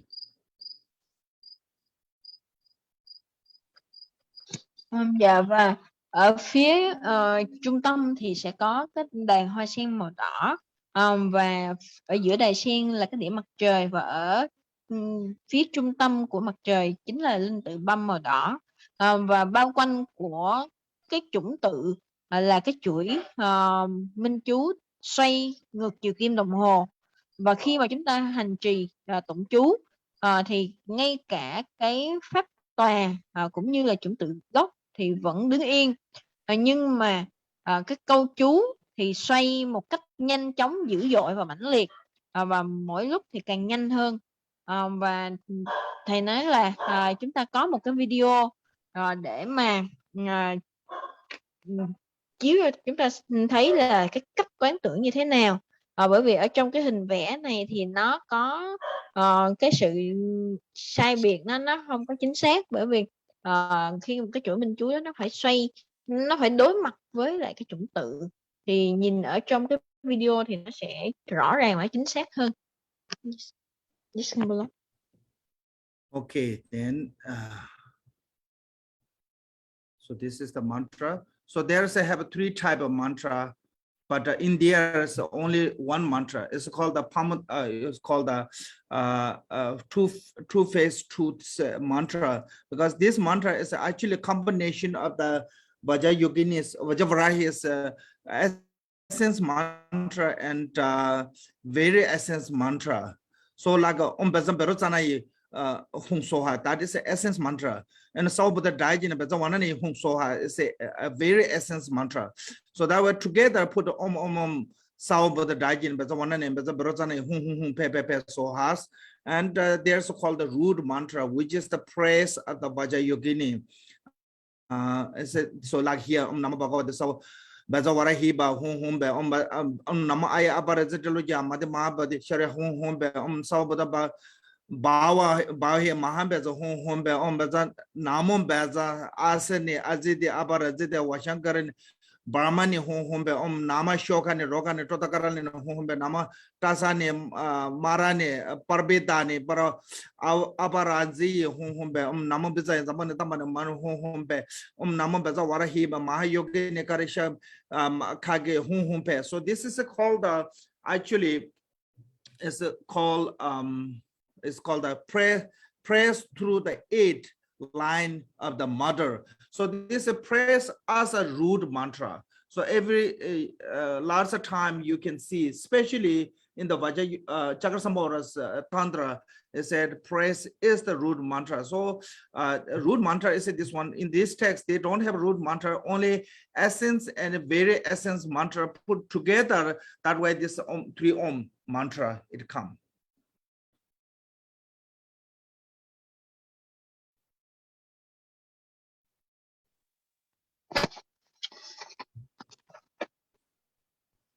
Và tiếp theo thì chúng ta sẽ có cái phần hành trì câu chú, đọc chú. Thì thật ra câu chú ở đây nó chính là cái câu chú gọi là tinh túy, kết hợp từ 3 cái câu chú gốc mà khi chúng ta hành trì. Thì giống như hồi nãy thầy đã đọc những cái câu chú đó, đó chính là những cái câu chú để xưng tán cũng như là tán tụng đối với lại ngày các hóa thân cũng như là các thị hiện của ngày Vajrayogini. Cho nên là ở đây khi mà lên cái câu chú gọi là kết tinh hoặc là tinh túy, thì chúng ta thấy là ở đây là được kết hợp từ 3 câu chú, nên chúng ta thấy có tới 3 chữ ôm, 3 cái chủng từ ôm ở đây lần.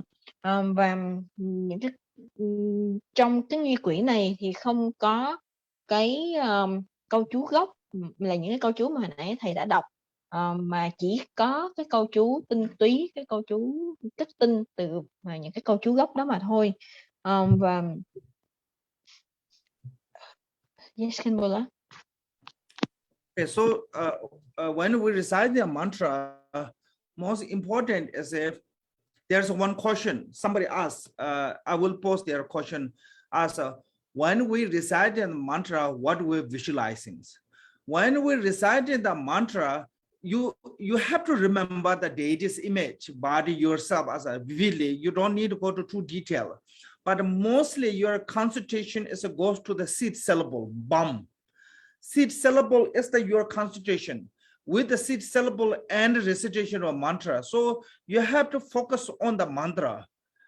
So seed syllable is the main focal object, and within the six syllable, then all the this mantra of the Vajavarahi is a circling is counterclockwise.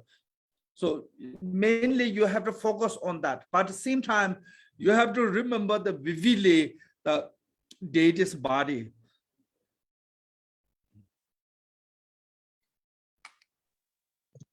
Dạ, và trong cái lúc mà quán tưởng thì hình như là có cái câu hỏi là khi mà chúng ta trì tụng như vậy thì chúng ta phải quán tưởng như thế nào. Thì thầy nói là chúng ta cần phải quán tưởng là trước tiên là chúng ta quán tưởng là bản thân của chúng ta đang chính là ngày Kim Cang Du Già Thánh Nữ, và chúng ta phải nhớ cái điều đó, và chúng ta có thể là quán tưởng, đôi khi là chúng ta chưa thể quán tưởng được cái hình ảnh của vị Bổn Tôn một cách rõ nét. Nhưng mà chúng ta ngoài cái việc là chúng ta quán tưởng hình ảnh của vị Bổn Tôn thì chúng ta còn cần phải quán tưởng cái chủng tự gốc, là chủng tự băm, ở chính giữa, ở trung tâm, và xung quanh. Thì tiếp theo chúng ta sẽ tập trung vào cái câu minh chú, cái câu chú tinh túy đó, là câu chú ôm Sawabuddha Dakiniye Benza Ho Waraniye Benza Berasaniye Hung Hung Hung Hung Fe Soha. Có nghĩa là chúng ta phải tập trung vào câu chú đó, và cái phần chính là chúng ta phải tập trung vào cái đối tượng đó là chủng tự băm, và sau đó chúng ta tập trung tiếp là cái câu minh chú nó sẽ xoay ngược chiều kim đồng hồ, và chúng ta cũng không được quên cái việc là chúng ta phải ghi chú là chúng ta đang ở trong cái hình tướng, chúng ta đang chính là ngày Vajrayogini, và chúng ta phải quán tưởng chúng ta đang ở trong cái trạng thái như vậy.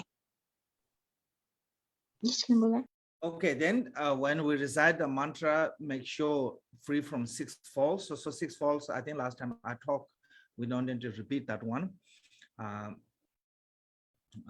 Then after that, the recitation mantra, there's called the offering and praise. The offering and praise is the support of the mantra.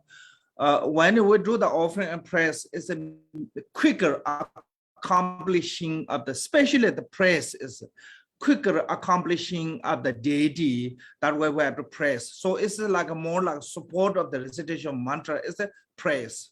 So that way here's a Vajra Dagini, immune of the planter of the Dagini mandala. You are the queen, you are the five wisdom of the three kaya.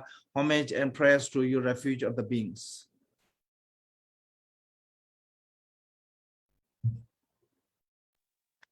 Dạ, và tiếp theo là khi mà chúng ta đã trì tụng câu chú xong rồi thì chúng ta sẽ phải cúng dường, cũng như là chúng ta sẽ xưng tán, và chúng ta cúng dường đối với lại ngày Kim Cang Du Già Thánh Nữ. Thì khi đó cũng có cái câu chú để cho chúng ta thực hành, và chúng ta khi mà chúng ta trì tụng, khi chúng ta cúng dường thì chúng ta phải nhớ là chúng ta phải tránh 6 cái lỗi lầm mà đợt trước thì thầy cũng đã có nói 6 cái lỗi lầm khi mà chúng ta trì tụng mà những cái câu minh chú, nghĩa là đợt đó thầy có nói là không có được trì tụng quá nhanh, hoặc là không rõ ràng, hoặc là không trì tụng quá chậm, vân. Thì những cái lỗi như vậy, và khi mà chúng ta thực hành cái việc cúng dường cũng như là xưng tán để giúp cho chúng ta có thể thành tựu được vị Bổn Tôn một cách nhanh chóng, và vì cái vấn đề đó mà chúng ta sẽ sau cái phần mà chúng ta trì tụng minh chú thì chúng ta sẽ tiếp tục trì tụng là cái phần cúng dường để và xưng tán đối với lại Bổn Tôn của chúng ta. Và cái câu đó là hỡi Đức Kim Cang Du Già Thánh Nữ, bậc vinh quang, bậc đã chuyển pháp luân của các vị Dakini, và đó là bậc hiện thân của ngũ trí và cũng như là tam thân, và trước đấng bảo hộ cho tất cả mọi chúng sinh thì con xin đảnh lễ và dâng lời tán thán. Yes, So then the dissolution, and someone asked, this is a mainly practice name is called the generation stage, but why is have a completion stage? So in the Vajrayana, you cannot practice alone simply just only generation stage without the completion stage. Also, you cannot practice this, even it said the completion stage, you cannot practice without the generation stage. Those two have to come together. You know, it's like a fire, wood, and fire. If one is not there, purpose is not there. So fire, wood, and fire are inseparable. Same way the generation stage and the completion stage are inseparable. But mostly it's focusing on the generation stage in this text. That way it's named as a generation stage. There are no detail on the completion stage. It's like a Tomo meditation, and those details are not there. Why? Because this is not the mainly practice of the completion stage. But even if this generation stage must have to have completion stage. So here short way to completion stage is a dissolutions. So dissolution is a have to be like this. If you make like the steam on the mirror, then the mirror is full of steam. Then when steam, then slowly dissolve from the outside to slowly dissolve to the until come to the center. Similar way, dissolution is have to be all the container of the universe melt to the light, dissolve to the sentient being dissolve to the light, and melt to the light, dissolve to the mandala melt to the light, dissolve to the deity melt to the light and dissolve to the seed syllable at the heart. And seed syllable melt from the bottom to dissolution until it become a top. There's called the nada, and that nada is becoming smaller until it become invisible, and that is called the signless completion stage, and it remain on there as much as you can.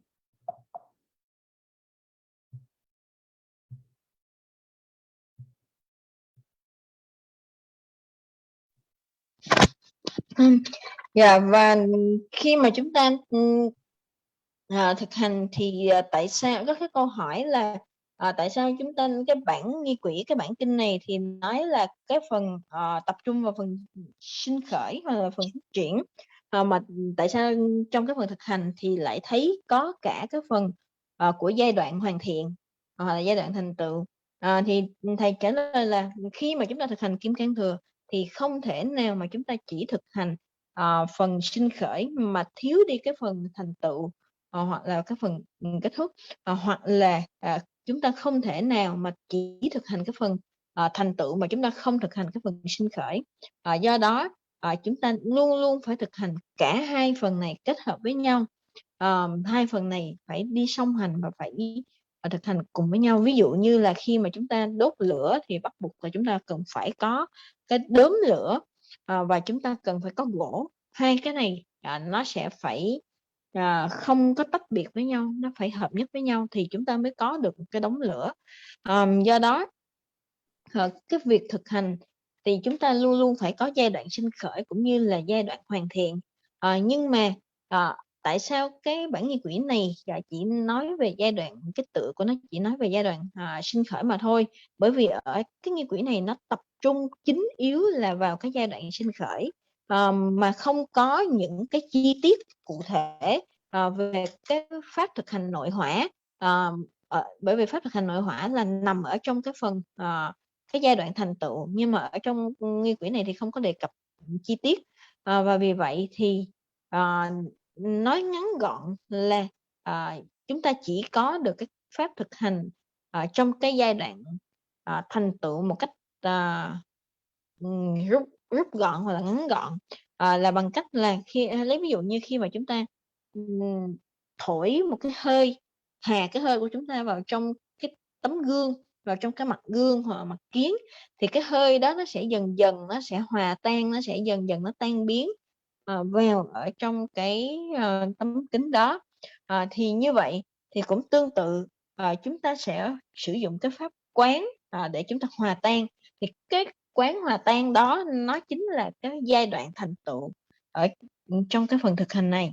Thì do đó chúng ta sẽ quán những cái ánh sáng mà được phóng chiếu ra từ cái chủng tử gốc băm.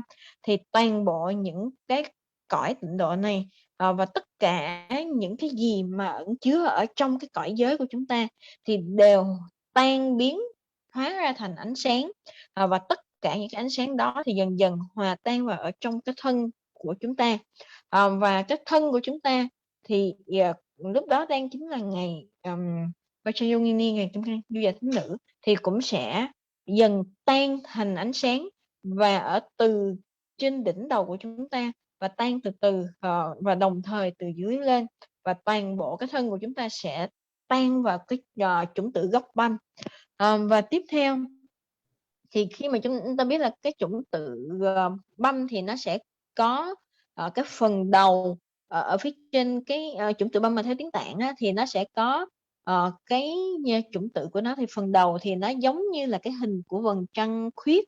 Thì những cái tinh giọt nó sẽ hòa tan vào nada, và cái nada thì sau đó nó sẽ tiếp tục nó tan vào ở trong tánh không. Và từ đó thì chúng ta sẽ an trụ ở trong cái trạng thái như vậy. Và nếu như mà chúng ta có thể an trụ được trong trạng thái này càng lâu thì càng tốt. Yes, Kanbula. Then after that, once you visualize, meditating on that non-dual state, then you have to, do your daily activity. Before the engaging on the daily activity, again, you manifest yourself as a Vajrayogini. At that time, no need a mandala, retinue, anything, just simple Vajrayogini, and just remain with that too, and try to do daily activities. Và tiếp theo thì sau khi mà chúng ta đã an trụ ở trong cái trạng thái mà của trạng thái hòa tan tất cả mọi thứ đều thành ánh sáng, thì chúng ta lại tiếp tục chúng ta sinh khởi trở lại trong cái ảo thân hoặc huyễn thân của ngài Kim Cang Du Già Thánh Nữ với một mặt hai tay. Và từ đó, từ cái trạng thái mà quán tưởng xuất hiện cái thân này, thì chúng ta tiếp tục đi trên cái con đường mà thực hành cái công hạnh của các vị. Nhưng mà trong cái lúc mà chúng ta quán tưởng là chúng ta sinh khởi lên cái thân của huyễn thân của ngài Kim Cang Du Già Thánh Nữ, thì chúng ta không có cần phải quán tưởng Mạng Đà La giống như là cái lúc ban đầu mà chúng ta thực hành nữa. Yes, Okay, I think that is one. And there's another question. Somebody, Miss Zung sent me one question. She sent me three. I post here, but the first one is she said there's so complicated, too many mantra and too many visualization, too many transformation. It's really difficult to do. That is true, because we're rushing actually. Supposed to be first you have to train yourself preliminary. Okay, when preliminaries become more confident, then start doing visualization of the deity. So train the visualization deity, really become more stable. Then slowly try to place those mantra, at the navel, hum bam, ham yom shim shum mama kam. Those are start place. If you still is really complicated, then just visualize Om Ahum at the forehead, Om at the throat, at the heart, Hum. Then one day, when those become more and more familiar, you can, do those visualization of all the details. So it's just go by step. It takes time, and overnight not going to become like that.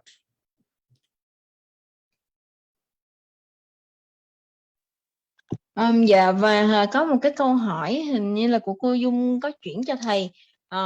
Thực ra là có 3 câu, nhưng mà thầy đọc câu đầu tiên là cái nghi quỷ cũng như là cái phần thực hành này nó thực sự là nó rất là phức tạp. Về cái vấn đề mà quán tưởng thì cũng khá nhiều, rồi phần chuyển hóa, cái phần mà sinh khởi những cái thân hoặc là chuyển hóa thì cũng quá là nhiều, rất là khó để mà có thể quán tưởng như thế. Đúng, cái điều này thực sự là rất là khó. Do đó chúng ta phải huấn luyện, chúng ta phải đào luyện cho bản thân của chúng ta.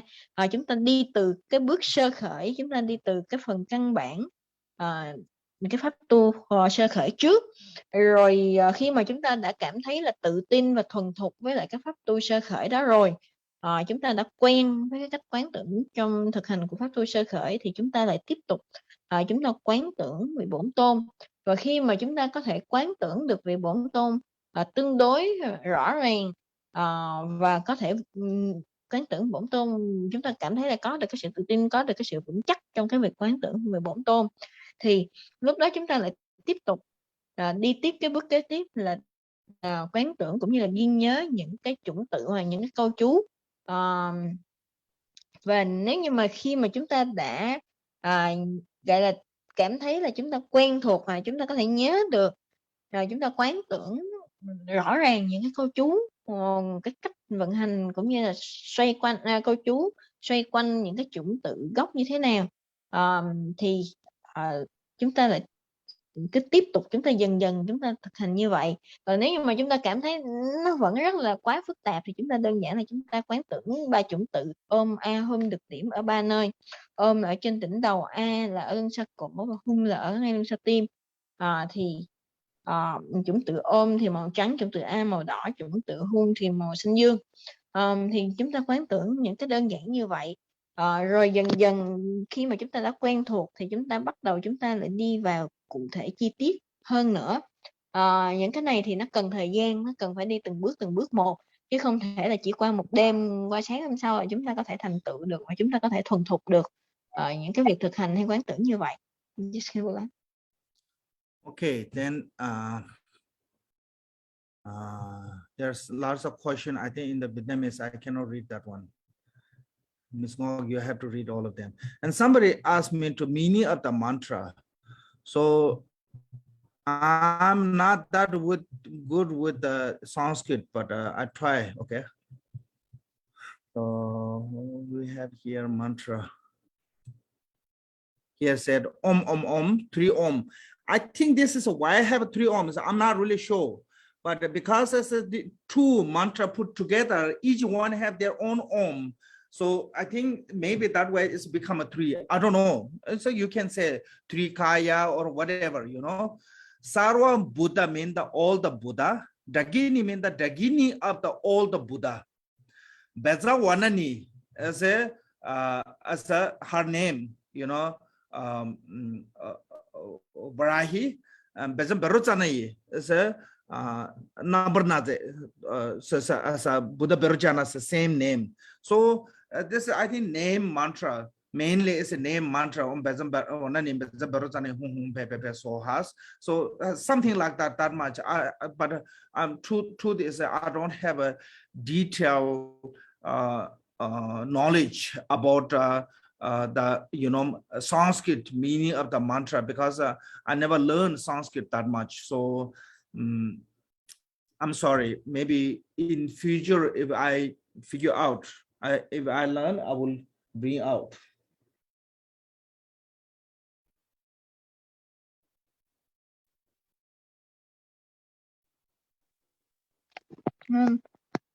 Dạ, và thầy nói là có rất là nhiều những cái câu hỏi, và nói bằng tiếng Việt cho nên là chắc là người phiên dịch thì sẽ phải xem và hỗ trợ cho thầy về phần đó.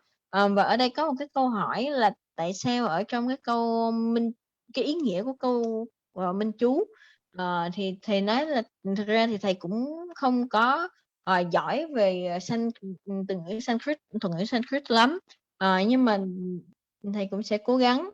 Thì thực ra ở cái câu minh chú này nó được kết hợp từ 2 cái câu minh chú khác nhau, thì trong từng cái câu chú thì nó đều có cái chủng tự ôm của nó, cho nên đó cũng có thể đó là một cách để mà lý do tại sao lại có nhiều chữ ôm như vậy. Rồi bởi vì đây là của từ 2 câu chú được kết hợp lại với nhau, hoặc là 3 chữ ôm cũng có thể biểu thị cho tam thân. Rồi Sawabuddha thì là tất cả chư Phật, rồi kể cả Dakini thì cũng là tất cả các vị không hành nữ, rồi Benza Wananiye thì đó cũng là tên của ngài Kim Cang Du Thánh Nữ, rồi Tiếp theo là Amenza Berosanye, rồi cái đó cũng là tên danh xưng của ngài Tỳ Lô Giá Na. Thì đây là cái câu chú mà danh xưng của các vị. Và thực ra thì thầy cũng không có đầy đủ những cái chi tiết, mà cũng không có nhiều cái kiến thức chi tiết cụ thể về cái phần thuật ngữ về Sanskrit này. Cho nên là chắc là thầy cũng sẽ phải kiểm tra lại, thầy cũng sẽ phải học thêm.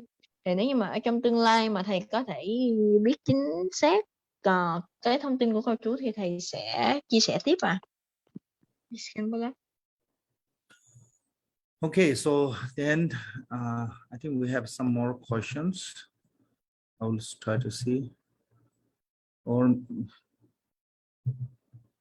And somebody asked me did I receive this empowerment from Chenga Rinpoche? Yes, I received this from Chenga Rinpoche. I received this from Holiness. Then also I received from the Sajja tradition. In the Sajja tradition, even you have to eat the fireball. You know, I thought it would burn the mouth, but nothing happened. So blessing of the, you know, the Dharma is really powerful. So yes, I received few of those.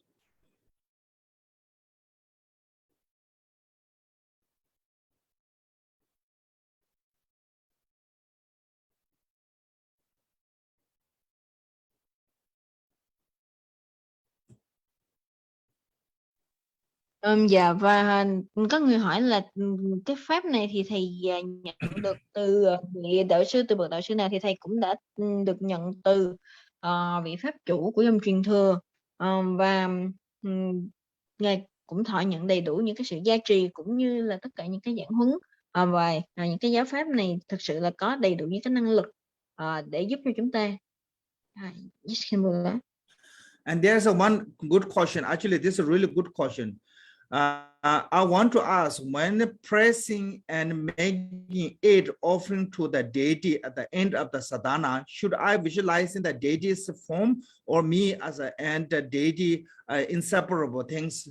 So this one is, I think, really good. Normally in the higher yoga tantra, you have to visualize you and deity inseparable. But sometimes also, you know, we can play this way as you yourself mainly visualize and deity, and in front of you, your ordinary one offering during the prostration, during offering, as also you can do that one. I think that is nothing wrong with that. So you can do, or I mean the principle of high yoga tantra is always called the inseparable, always inseparable from the beginning. So then you have to do as yourself as a deity, and you offering to the deity inseparably. But you can also play with the, you know, you secondary of you manifest in front of you with the ordinary form and offering to the deity. You can do that.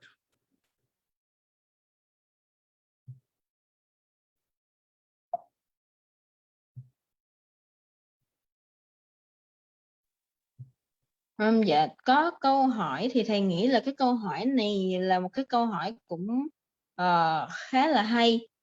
Là khi mà chúng ta thực hành và chúng ta tán thán cũng như là chúng ta thực hành cái phần cúng dường lên cho bổn tôn vào ở cuối cái thời khóa khi kết thúc nghi quỹ, thì chúng ta có nên là quán tưởng cái vị bổn tôn đó ở phía trước mặt của chúng ta, hay là cái bản thân của chúng ta là bất phân với lại vị bổn tôn đó? Thì nói đây là một cái câu hỏi rất là hay, bởi vì thông thường thì trong cái pháp thực hành về ở trong cái phần thực hành về tối thượng du già thì thông thường là chúng ta sẽ quán tưởng là vị bổn tôn và chúng ta là bất phân, là hợp nhất. Thì khi mà chúng ta thực hành ở cuối thời khóa thì chúng ta có thể quán tưởng là sẽ xuất hiện cái thân bình phàm của chúng ta, nó sẽ xuất hiện và ở phía trước mặt của chúng ta, và cúng dường cũng như là xưng tán đối với lại vị bổn tôn đang hợp nhất với lại cái thân của chúng ta. Do đó không có điều gì sai khi mà chúng ta có thể quán tưởng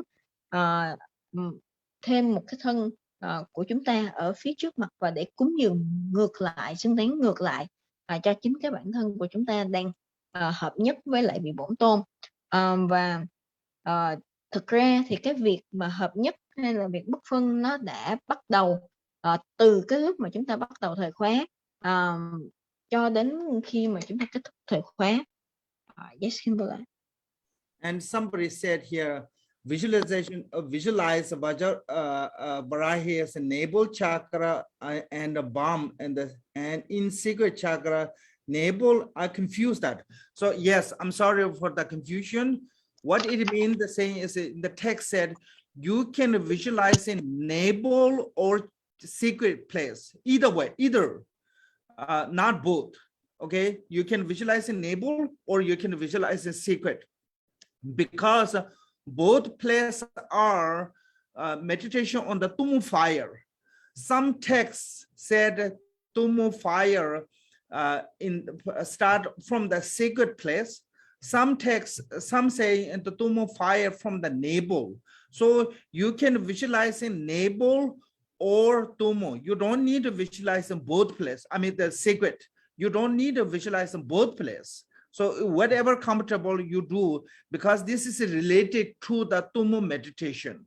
But normally, if you're practicing, you can visualize at the heart. Actually, if you're not going to do what called Tumu meditation, then actually do the heart, bomb syllable at the heart syllable at the heart, and visualizing as a mantra. Is nothing wrong with that.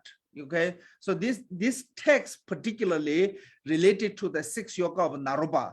So that way it's said there. If you're not practicing 6 yoga of Naropa, you don't need to meditate there. Just it's better to meditate at the heart. So thank you for reminding this question.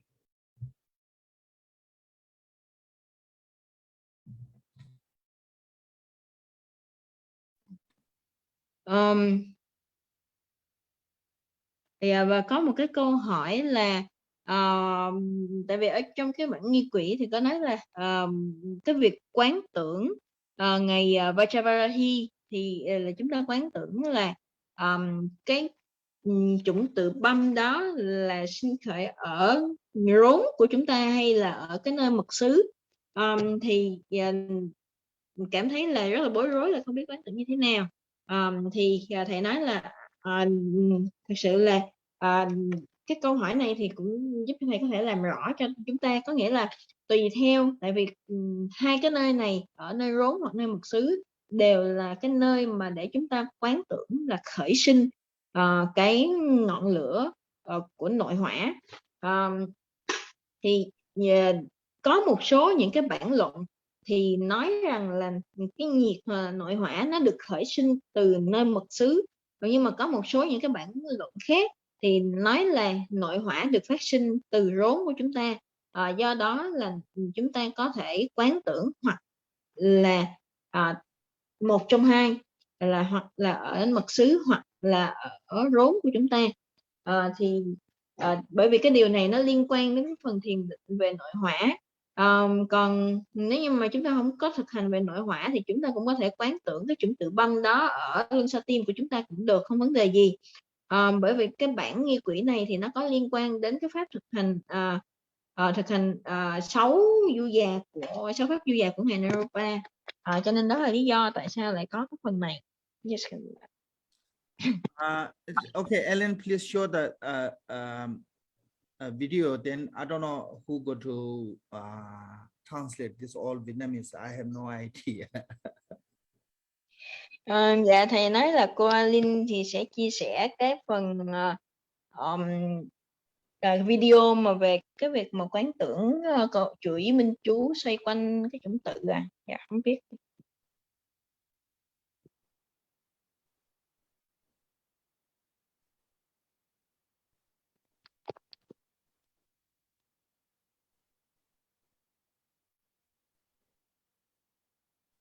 No sound. What happened? Maybe your is mute. Unmute. And then your Zoom is unmute. I think you should, when you share the video, you should share the sound as well. Yeah, she need unmute her Zoom. Not really.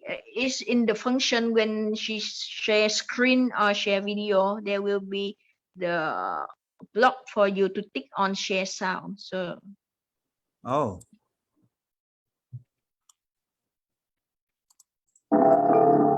Okay.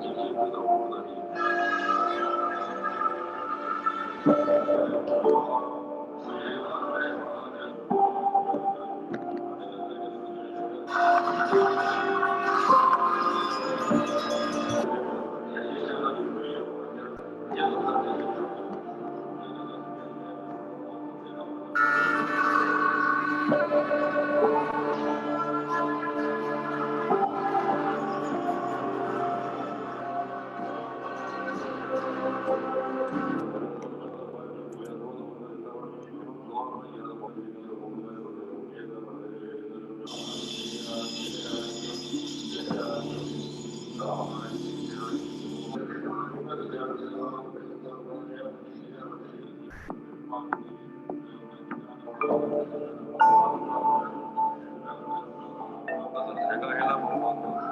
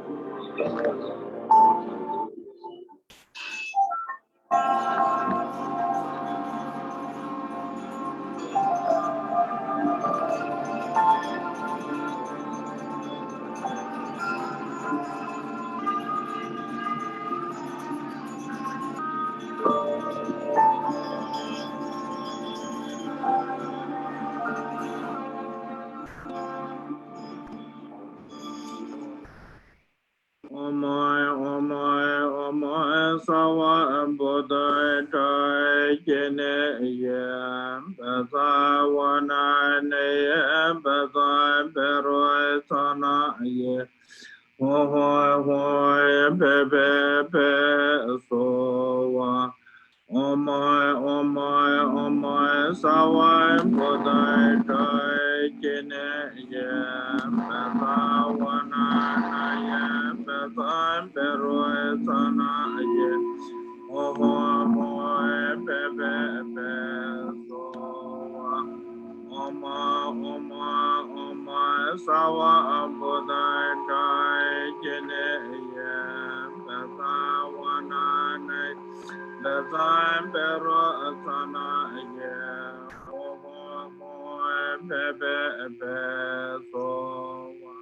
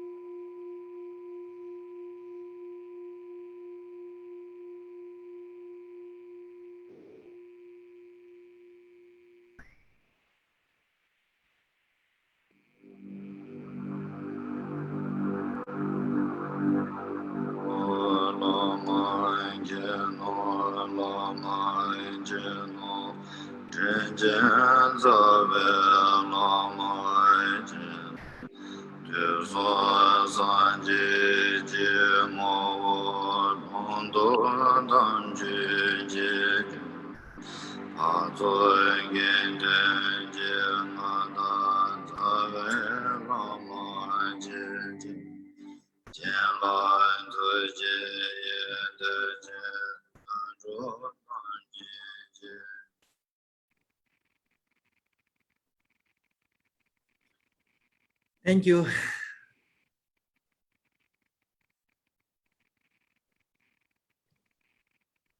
Chiche Rinpoche. Thank you. Ellen did also. All. If you want to give credit to give to her, if you want to criticize, criticize to her, not me. I'm just kidding. Thank you, Ellen. It's beautiful. Thank you. Okay, so I'm sorry, I cannot read those some question unless Ms. Ngog read for me.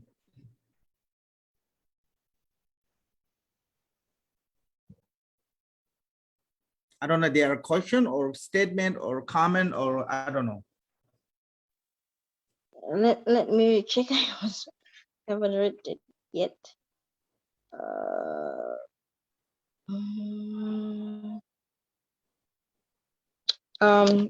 So okay, I tried some. In the sadhana, we can see the Vajravarahi has the spread the left hand and also another hand in sorry, the leg one spread and One bend. but yeah, one bend and one spread, but the Vajravarahi in this sadhana is the spread the left hand and bend the right hand, but in the Four Sadhana, it is in contrast. So please explain. So that way, it says each sadhana have a little bit different. That is showing us, anything is flexible. You don't make your minds really narrow. Have to be this way. Some people have that kind of attitude. Have to be this way because say this one here. Each if we all eat chocolate, okay, like 10 people give same chocolate and ask them to describe how it is. Each one said different way. Everyone not going to use the same word. Okay, so similarly, all the practitioner, the deity practitioner, they have their own experience, they have their own visions. Based on that vision and based on that practice, it comes different way. So that way, leg bend is also like a different.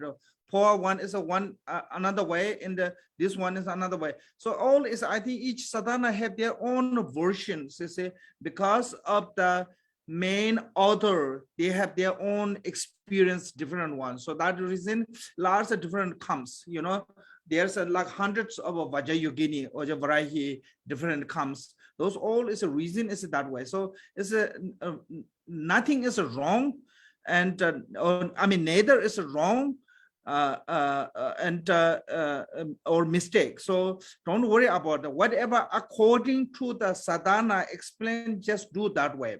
That is showing us a deity can manifest anywhere, necessary. So I think should keep that in your mind.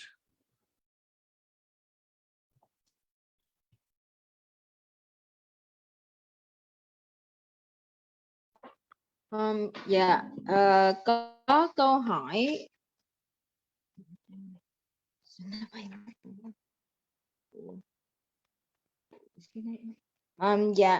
Có câu hỏi là ở ngày Kim Cương Huệ Mẫu trong nghi quỹ này thì đứng ở trên chân trái và coi chân phải, nhưng trong nghi quỹ Phu Qua thì ngài đứng chân phải và coi chân trái, thì xin là ngài hãy giải thích rõ thêm.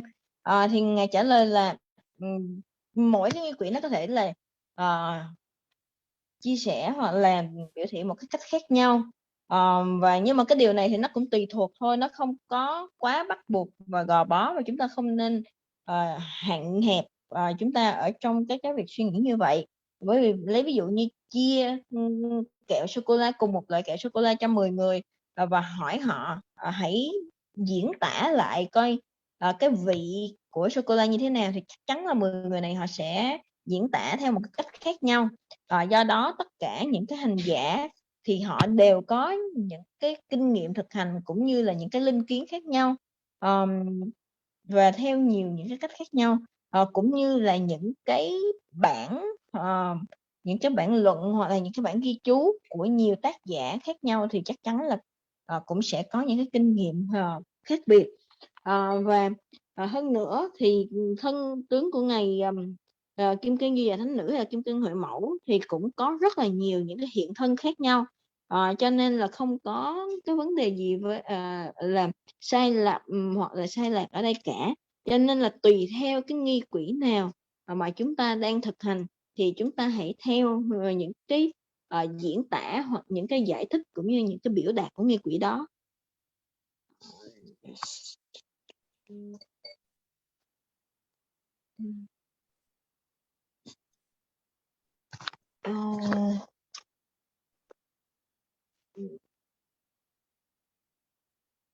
Wow.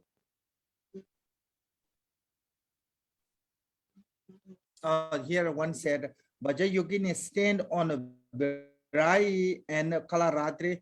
In the Vajrayogini text, is not mentioned exactly Varahi and Kalaratri, because the Varahi Kalaratri is they have to do story with a Chakra Sambhavara. So this is not necessarily Vajrayogini as the main story. So that way it's not mentioned, it's just said human corp. So it's not have to go detail like that. Sorry. Quick question. Yes.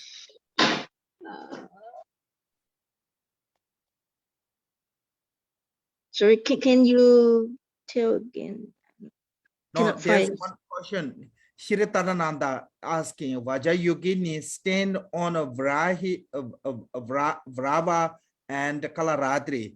So I said, sitting on the Vrava and Kalaratri is a mainly have to do his story with the Chakra and so Chakra sitting on that is have a meaning, but this one is a Vajravarahi, so it have not really direct related history, so that way you don't have to mention that one, and because this is just simply said on the human corpse. I see. Okay. Dạ là có cái câu hỏi là ngày Vajrayogini thì đứng ở trên ngày Bhairava và Kalarachi, thì cái ý nghĩa nó sẽ như thế nào? Thì thầy nói là thật ra là cái đó thì nó là cái câu chuyện mà có liên quan đến ngày Chakrasambhava, nhưng mà nó không có liên hệ một cách trực tiếp, cho nên là chúng ta cũng không có cần quan tâm quá nhiều về cái phần này, mà chủ yếu là chúng ta tập trung ở cái phần là ngày Kim Cang Du Già Thánh Nữ, ngày đứng và ngày đạp lên những cái tử thi và những cái xác chết.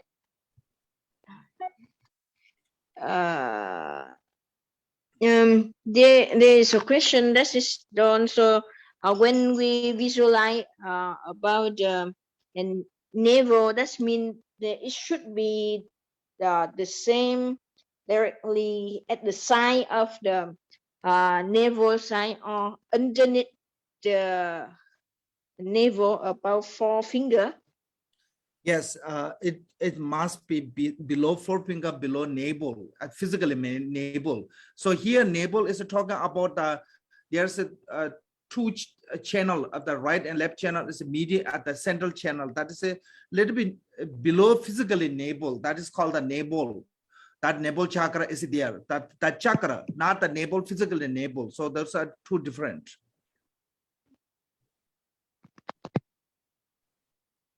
Dạ, có cái câu hỏi là luân xa rốn là ngang tầm rốn hay là dưới rốn 4 ngón tay là đan điền. Thì thầy nói có nghĩa là khi mà nói rốn có nghĩa là ngay ở luân xa rốn, thì luân xa rốn nó nằm ở phía bên dưới của cái rốn của chúng ta.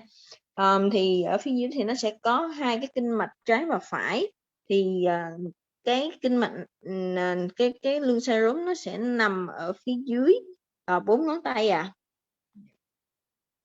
And here one question is can we do Narokaju Vajrayogini? Narokaju is come from Naropa, it's the same, but it's come to Tibet a little bit different lineage. It's not from the Marba. So through the Pandimba to come to, I think there's one another Tibetan translator. So he through the Pandimba to he bring to the Saja lineage. So lineage wise, it's a little bit different, and also how the seeding is different. So that way, this is it. Following to the lineage is not that a sectarian or not a dividing. Following lineage is that you must follow to the one tradition to not confuse yourself. Okay, if you try to follow many things and later you become baseless, because each teaching a little bit different, and that different make you so much confused. Then that confuse cause you more problem in your mental state than help.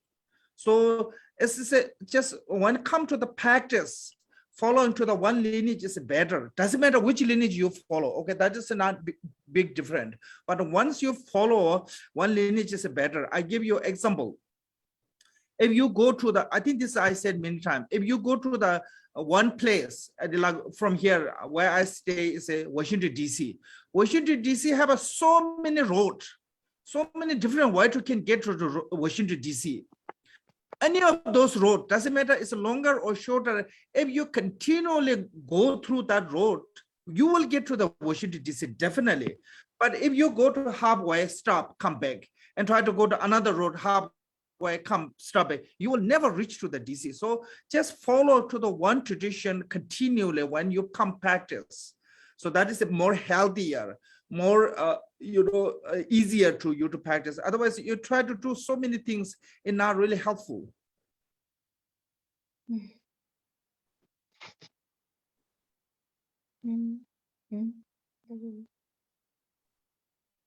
Ờ.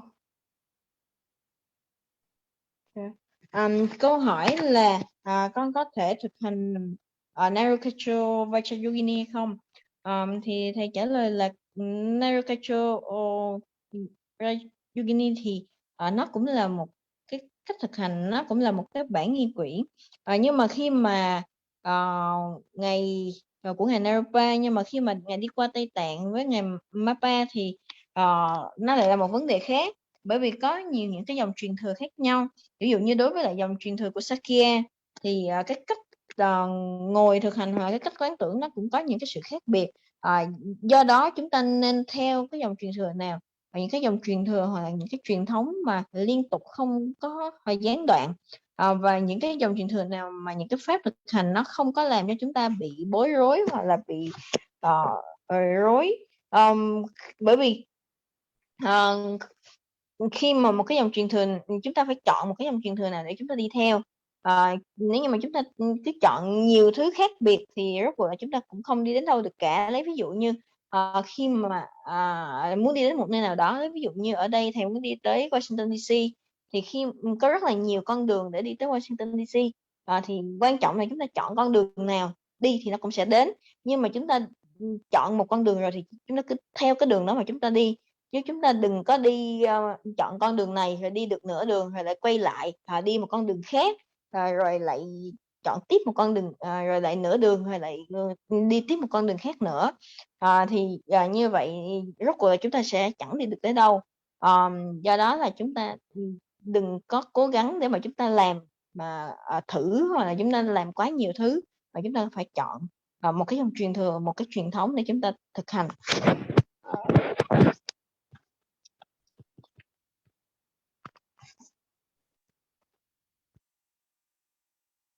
Okay.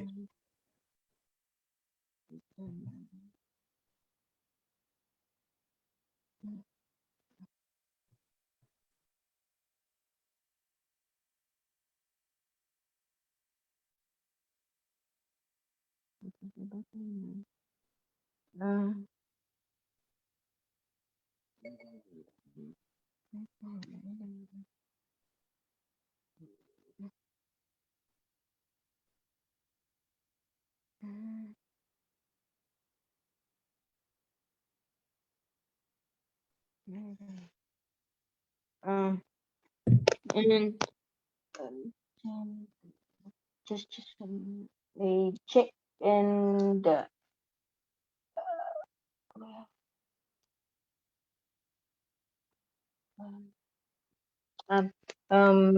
they said that in the sadhana. Hồi nãy thầy 3 câu hỏi của Dung là thầy đã trả lời hết 3 câu rồi ạ. Và ở có câu hỏi this in the page 20. They said that in the end of the section, when we said that from the from this visualization, then we come to the part of the practice of the deity. So how should we do? They said that this is in page 20. Okay, so page 20, dissolution. Which one? That means after we from the stage of visualization, so we enter to the part of activity. So what does it mean? That is mean that once you dissolution dissolve everything, then again you raise back to the Vajrayogini. It's a part of activity, mean the daily activity, whatever you do, wherever you go to work, you whatever your job, cooking, cleaning, whatever. So just do with the thought of a Vajrayogini, you know, without the losing that concept.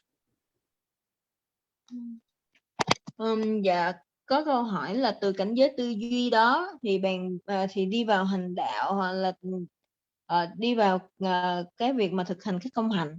Thì cái ý nghĩa là như thế nào? Có nghĩa là sau khi mà chúng ta đã thực hành xong, thì sau khi mà chúng ta đã an trụ ở trong cái trạng thái mà hòa tan rồi, thì chúng ta lại tiếp tục sinh khởi thành huyễn thân của Đức Kim Cang Như Lai Thánh Nữ. Rồi từ cái trạng thái quán tưởng này thì chúng ta bước vào cái con đường thực hành các công hạnh của Ngài.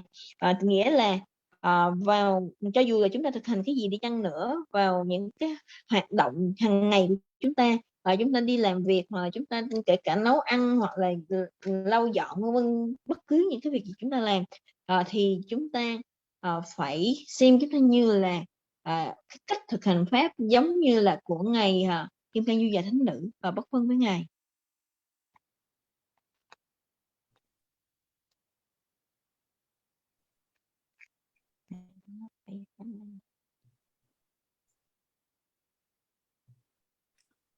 So here said in Satana two places contemplating the same chakra Bam navel chakra manifesting itself as a Vajravarahi, and the secret chakra is a navel chakra. So page 30 is the syllable Bam. So Bam in the heart, little Vajravarahi, right? So this one is, I think, Bam. Bam is called the armor. So that is different. That is different, and at the recitation mantra, Bam syllable chakra is different. So armor is not in the actually chakra. It is a chakra area, but outside between the skin and muscle. The Bam have to visualize in there, not inside the body. But the next Bam recitation mantra, Bam syllable, say in the center of the chakra. So like okay, this is your body. Okay, this is at the chakra, but it's the front of the chakra between the skin and muscle. Skin and muscle is called Bam, visualizing the navel chakra, but not inside. But when you visualize the Bam syllable with the mantra recitation, it have to inside the chakra. So that goes through different places.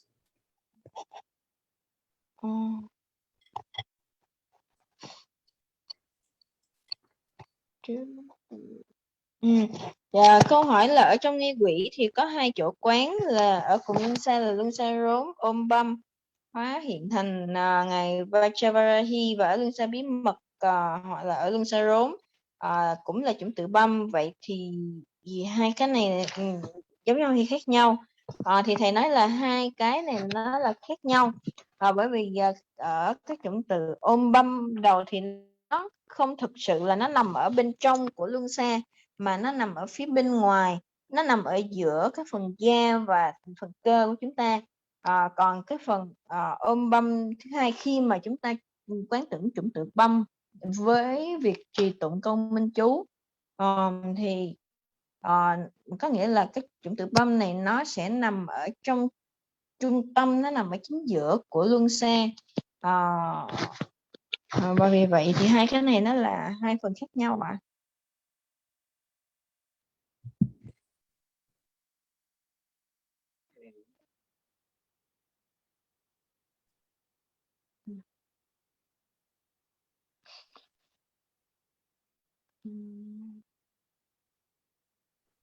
Okay, there are lots of Vietnamese I cannot read.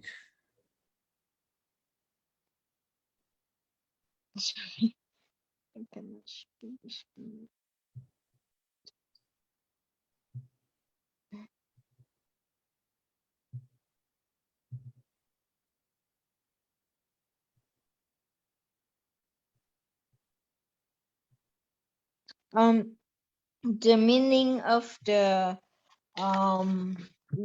generate the into the Vajrayogini again after dissolution.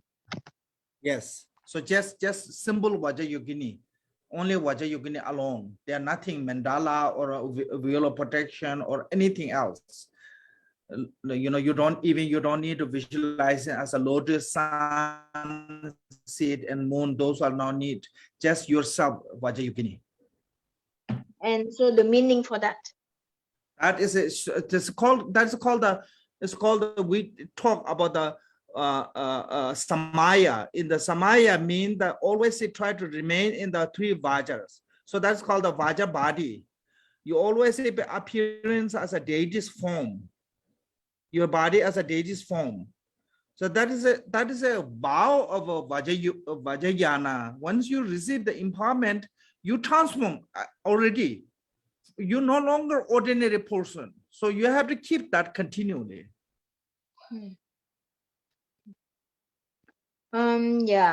Cái ý nghĩa của việc sinh khởi trở lại sau khi hóa tán là khi mà chúng ta sinh khởi trở lại sau khi mà chúng ta đã hòa tan xong rồi, thì chúng ta lại tiếp tục chúng ta suy nghĩ, chúng ta quán tưởng là chúng ta sinh khởi trở lại là hiện thân của ngài Kim Cang Du Già Thánh Nữ. Thì lúc này khi mà chúng ta quán tưởng thì chúng ta không cần quán tưởng cả mạng Đà La hay là quán tưởng những cái điều gì khác, chỉ cần quán tưởng cái thân của ngài với một bàn hai tay mà thôi. Thì cái điều này nó chính là cái suy nghĩ về cái giới nguyện, cái thệ nguyện của chúng ta là ở trong cái thân Kim Cang, có nghĩa là khi mà cái thân của chúng ta là cái thân bình phàm đã chuyển hóa thành thân của vị Bổn Tôn, ở trong hình tướng của vị Bổn Tôn, thì chúng ta không còn là người bình phàm nữa, mà chúng ta đã có cái giới nguyện, đã có cái cam kết cũng như là thệ nguyện đối với lại ngài Kim Cang Du Già Thánh Nữ. Cái ý nghĩa nó là như vậy ạ.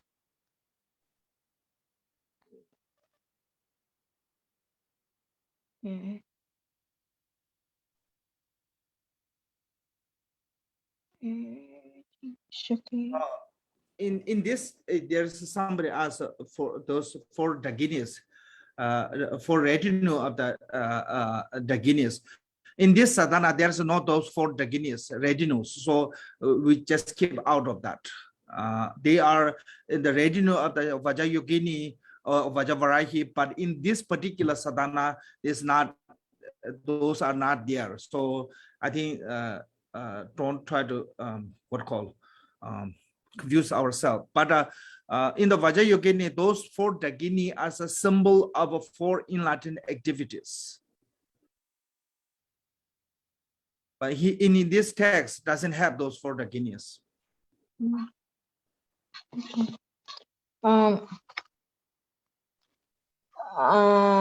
Và câu hỏi là có thể là giải thích chi tiết về Dakini, Lama, Khandro, vân vân. Thì có nghĩa là các vị Dakini, 4 vị, thì ở trong cái nghi quỹ này thì không có đề cập đến những cái vị không hành nữ này, cho nên là chúng ta cũng không có cần phải thắc mắc, thì bởi vì chúng ta sẽ bị rối. Nhưng mà thực ra 4 cái vị này thì chính là biểu thị cho 4 cái công hành giác ngộ của ngài Kim Cang Du Già Thánh Nữ. So here, white as a, I think, yeah. So start from the white one. I forgot the name in the Sanskrit, but a white one as a pacifying activities, yellow one as a magnetized, increasing activities, red one is a magnetized activities, and the green one is a wrathful activity. So this is a 4 enlightened activity as a symbolized as a 4 Dagini. That is a hard enlightened activity as a 4 Dagini. So that is one. But in this text, this doesn't have those 4 in the sadhana. So that's why I said maybe just keep out of that.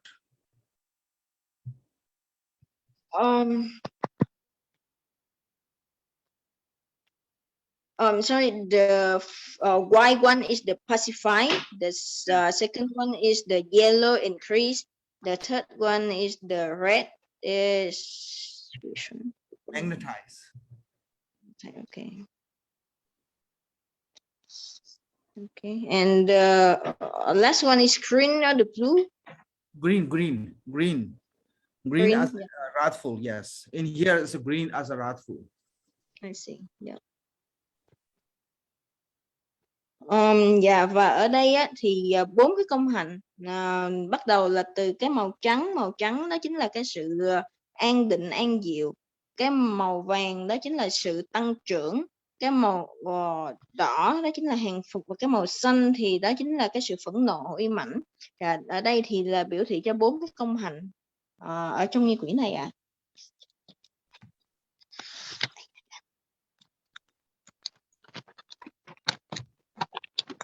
Okay. Ừ. Dakini Lami Khandari. Ừ.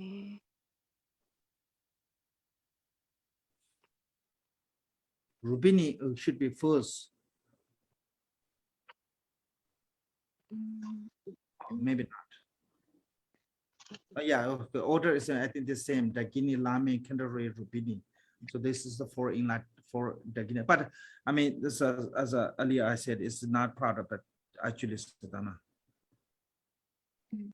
Dạ, thì 4 tên của vị này là đúng theo thứ tự là Dakini, Lama, Khandro và Rupini, nhưng mà thực ra là không có đề cập ở trong cái nghi quỹ này ạ.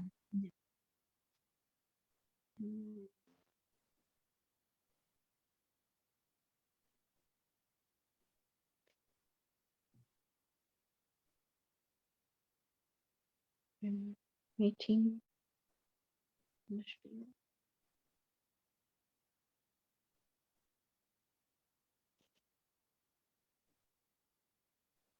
I think this order is like white, yellow, red, green. So that is a Dagini, Lami, Khandari, Rupini. That should be that way. Then that means that Dagini is white. Dạ. Và ở trong nghi quỹ này thì chủ yếu là cái biểu thị của ngài Dakini thì nó là màu trắng dạ.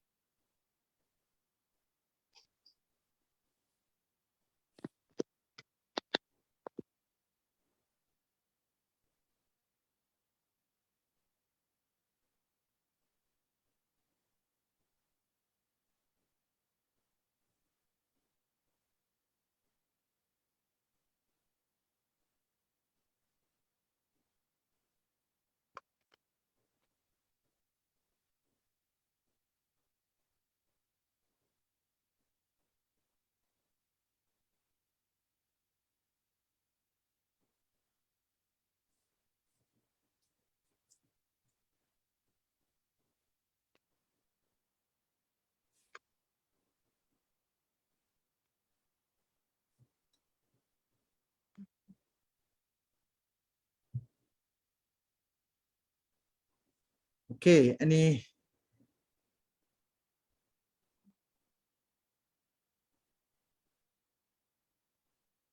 Oh, in here, 7 posture of Bharajana, 7-point meditation. This Pamodabhasa tradition, there's 8 and 9 he added, so-called the 9 posture of Bharajana, is including the generation stage and the completion stage, is including there. So the Pamodabha said that those 2 are stabilizing the bindu. So that way those 2. So those are also including part of the sub-posture. So that way 9 and 10 is a generation stage and completion stage. I mean 8 and 9, sorry. Dạ. Có câu hỏi là chúng ta nói là thực hành là tư thế 7 điểm của Đức Tỳ Lô Giá Na khi mà chúng ta thực hành thiền. Vậy thì còn cái điểm thứ 8 và điểm thứ 9 thì như thế nào? Thì theo như có nghĩa là cái điểm thứ 8 và điểm thứ 9 được thêm đó chính là cái giai đoạn sinh khởi và giai đoạn hoàn thiện. Và ở đây thì khi mà chúng ta có thể gọi là giữ vững, chúng ta làm bình ổn được đối với lại những cái tinh giọt, thì chúng ta đi vào những cái giai đoạn sinh khởi và sau đó là giai đoạn hoàn thiện, thì nó chính là cái bước thứ 8 và bước thứ 9 So here Tamara said three samaya always be stay body, speech, mind, essence at the Vajrayogini. I think best way to say this way, whatever you practice in daily practice, maybe it's a Vajrayogini, maybe Genesis, maybe Tara, whatever you practicing, so daily practice, then when you see any form, doesn't matter, the tree, house, human, cow, you know, any form you see, you try to see this is the Vajrayogini. So that is called the Vajra body. Whenever you hear any sound, good, bad, you know, sweet, sour, you know, any sound you hear, they say this is the mantra. Then whenever you have any thought, you know, good, bad, any thought, so try to see that as an emptiness. So that is basically, that is way to, I think, good way to can keep the samaya.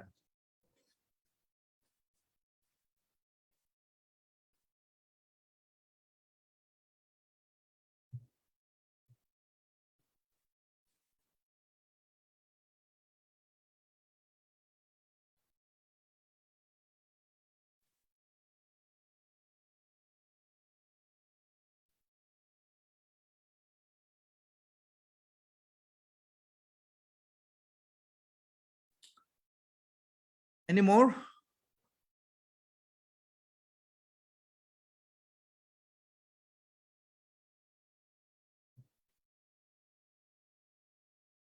Hello, Miss Ngok.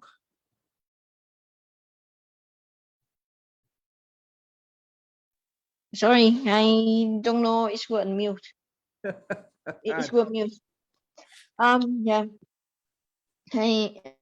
Dạ, và khi cái câu hỏi là làm sao để chúng ta giữ được những cái giới nguyện của chúng ta qua thân khẩu và ý, thì ở đây trong cái pháp thực hành này của chúng ta, thì khi mà chúng ta thực hành dù là ngày Quan Âm hay là nghi quỷ của ngày Kim Cang Du Già Thánh Nữ hay bất cứ nghi quỷ nào, thì chúng ta cần phải suy nghĩ là khi mà cái thân của chúng ta chuyển hóa thành thân Kim Cang của ngày Du Già Thánh Nữ, thì đó là thông qua những cái việc mà chúng ta làm ở thân, thì tất cả đều chuyển thành cái huyễn thân, thân cầu vồng, và những cái ảo thân, và bất cứ những cái âm thanh nào những cái âm thanh nào mà chúng ta nghe được thì chúng ta đều quán tưởng đó là chính là những cái câu chú, và bất kể những cái suy nghĩ nào thì chúng ta cũng chuyển hóa nó thành ở trong những cái suy nghĩ nào mà phát khởi trong tâm của chúng ta đều suy nghĩ là nó chuyển hóa thành trí tuệ của tánh không. Và thì như vậy thông qua những cái việc đó thì chúng ta sẽ có thể giữ được những cái giới nguyện qua thân khẩu ý của mình.